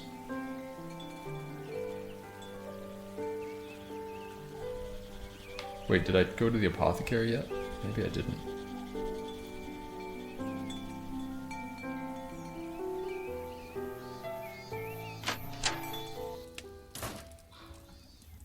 No, I didn't. Barkeep, you must have sensed my desperation. I can't move from this spot or I'll completely muck up this formula. Will you run upstairs and grab a few items for me? The fate of the apothecary depends on you. What? Claire, is everything okay? Alright, maybe not the fate of the apothecary, but the fate of my last 20 minutes of work. Help me out, will you? I need the shallow bowl from under the sink and a bottle of blue tonic from the bookshelf, and a fresh herb from the chest in the corner. Got it? Hurry, barkeep.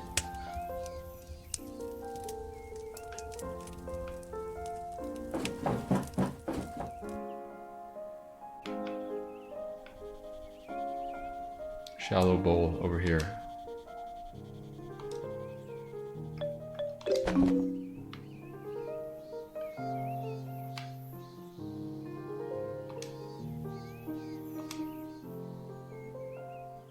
Was it dried or fresh herb? Oh shit, I think fresh. And a bottle of blue tonic.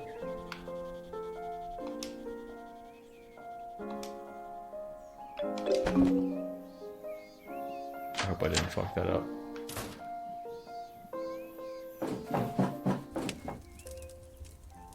You're back. Quick, bring everything over here. Perfect. I knew I could count on you, barkeep. I was mixing such a precise recipe I had to stay completely focused. I knew apothecary work was meticulous, but I never knew it could be so intense.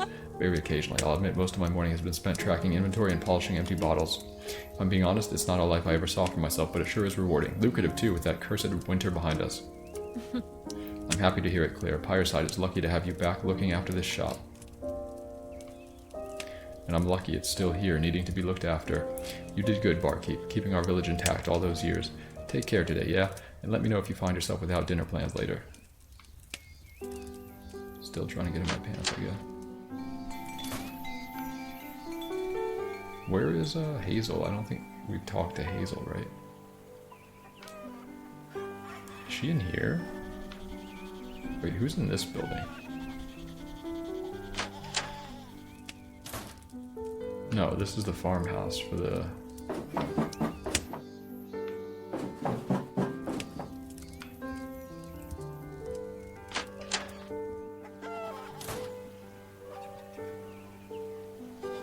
Whatever, let's go talk to Brianna. See if she's ready.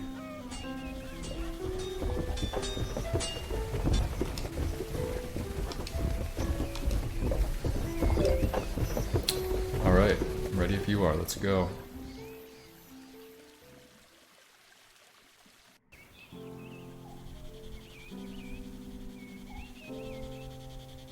You know, living in Hogs Harbor, I used to wake up nearly every morning with a sore throat. I thought I must have developed some mild allergy in my older years. Tried every remedy I could get my hands on, to no avail. I think my body was just longing to breathe this crisp mountain air again. Honestly, not a single sore throat since moving back. I'm happy to hear it, Brianna. The mountain missed you too. But is Hogs Harbor really so terrible? Your father and brother still live there. I wouldn't like to think of them happy, unhappy, or unwell. Oh no, it isn't terrible. The shop looks out over the docks. Our old man loves sitting at his window watching merchant ships come and go. Isaac, I don't know. He may consider coming back to Pyreside once. Well, once the old man finally croaks. We'll see. Truth is, they both poured a lot of themselves into that shop. I did too. Isaac feels compelled to stay and continue building it up. Your heart pulled you back here and I'm grateful for it, but you must miss him terribly. I do, every day. I understand. I understand that feeling more than most. I was devastated the day Isla left Pyreside. We'd never been apart before. Oh, Lyric, looks like we've got company. Oh shit, is that Isla? Hazel, what a lovely surprise. It's Hazel. So good to see you, Lyric. I wasn't expecting a welcoming party right here on the bridge. And Brianna, how have you two been? You know how things are in Pyreside, just an endless flurry of noise and excitement since your last visit. No doubt. Can you believe that was only a month ago? Feels like far longer since I've seen your beautiful faces. Be warned, time only gets fuzzier as you get older. What brings you back through the mountains so soon? Something fun, I hope. The name day celebration of some fancy northern noble? Oh. Is that what you think a minstrel does? Travel around the kingdom performing at the name day parties like a court jester? Isn't it? Well, isn't it? Name day parties, elegant banquets, 5-course dinners every night in every corner of the realm. You'll have a hard time denying it with a royal knight at your back. Oh right, I'm so sorry, Bors. Would you mind waiting by the wagon? I'll be there in a moment to help settle the horses. Of course, Lady Hazel, at your leisure. Tease all you want. Bors is indeed a royal knight, and that is indeed one of the king's wagons, but it isn't here for me. How do you mean? Who else would it be for? The innkeeper with the gentle eyes and the fire-red hair. What are you talking about? Here, just read this, will you?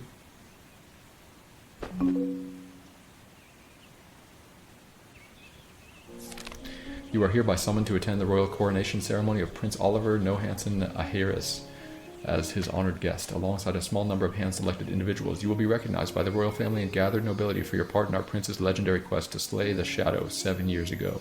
Your acts of bravery and personal sacrifice to preserve his life have made you a true hero to our kingdom. We await your arrival in the castle at sunrise on 26th star month. Your royal escort shall provide further details if needed. Gratefully, Wearing Farstream, His Majesty's Royal Scribe. Hazel, what? This has to be some sort of joke. This letter is stamped with the royal seal. Right. Straight from His Majesty's desk. It is what it is, Lyric, an invite from the king in waiting to his coronation ceremony. But why? I don't understand. This must be for someone else. Lyric, have you ever looked closely at that bracelet you always wear? You said you got it from an adventurer 7 years ago. Yes, it's engraved with the symbol of a phoenix, the guardian deity of the royal family. Your bracelet has an illustrious lineage, passed down from king to king across centuries. Hazel, I'm still not following. God, she's dumb. Moon viewing ceremony. The prince, Lyric. You got that bracelet from the prince. A pleasant surprise it was, seeing Hazel that morning, and a genuine shock to find out why she'd come. The nameless boy I'd nursed back to health in the depths of winter. The prince. Even now, I can scarcely believe it. This can't possibly be true. If that was really him, why didn't he say so? Why has it taken so long for me to find out? Well, he's been fairly busy these past few years, you know? Slaying the Shadow, marrying the Druid Princess, all that classic hero stuff. Even you can't be completely clueless to royal affairs, can you? He's set to be crowned king in a little over a week's time. Incredible. Who would have possibly thought? Not me, that's certain. What do I do now, Hazel? I can't just up and leave Pyreside because I received some letter. Oh. Some letter? Lyric, you're adorable. That is a missive from the king of the entire realm. You're absolutely coming with us to the capital. With you? And that royal knight? Yes, my dear, and one additional guest, from what I understand. One additional guest, from what you understand. At this point, you're just repeating everything I say. Maybe it's best to take a few minutes and let it all sink in. Let's meet up at the inn, okay? Take your time and think things over. We won't be ready to depart till morning, anyway. I'll walk you back to the village, Lyric. We have to tell everyone. I can't imagine they'll be anything but thrilled for you. Right, okay. Thanks, Brianna.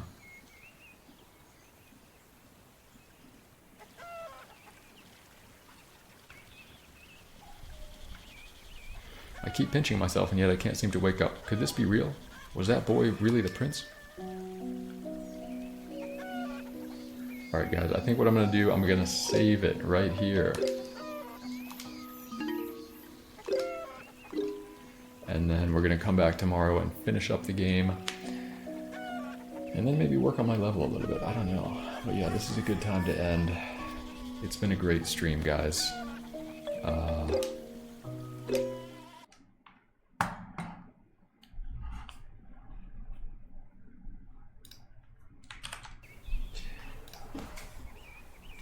Well, that is it. Yeah, we'll talk to the people, tell them all we're going to the, the kingdom or whatever. And then the prince is going to be like, hey, thanks, here's like $1 million. We're going to be like, okay, cool, you're welcome. And then we're going to come back to Pyreside. Good night, Mr. Streamer. Take care. Thank you. Jay Query, thank you for the 100 bits. Kurtka, thank you for the 100 bits.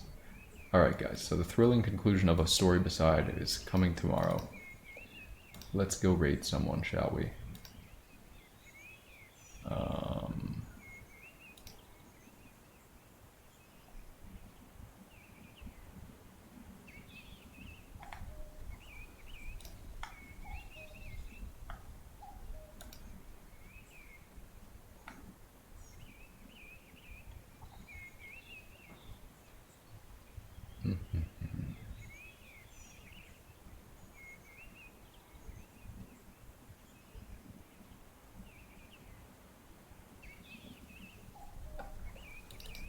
Alright guys, we are going to go raid Valina. She's playing some Baldur's Gate 3, which is cool. She hangs out in here sometimes. Usually plays that one game. What is that game? What's it called? Path of Exile. Yeah, that's the one. Anyways, head on over there, go blow up a chat, and I will see you guys back here tomorrow. More Mario, more A Story Beside, maybe some level creation. The Spartan Ghost, thank you for the 29 months, really appreciate it. Thank you very much, everyone. Adios, amigos.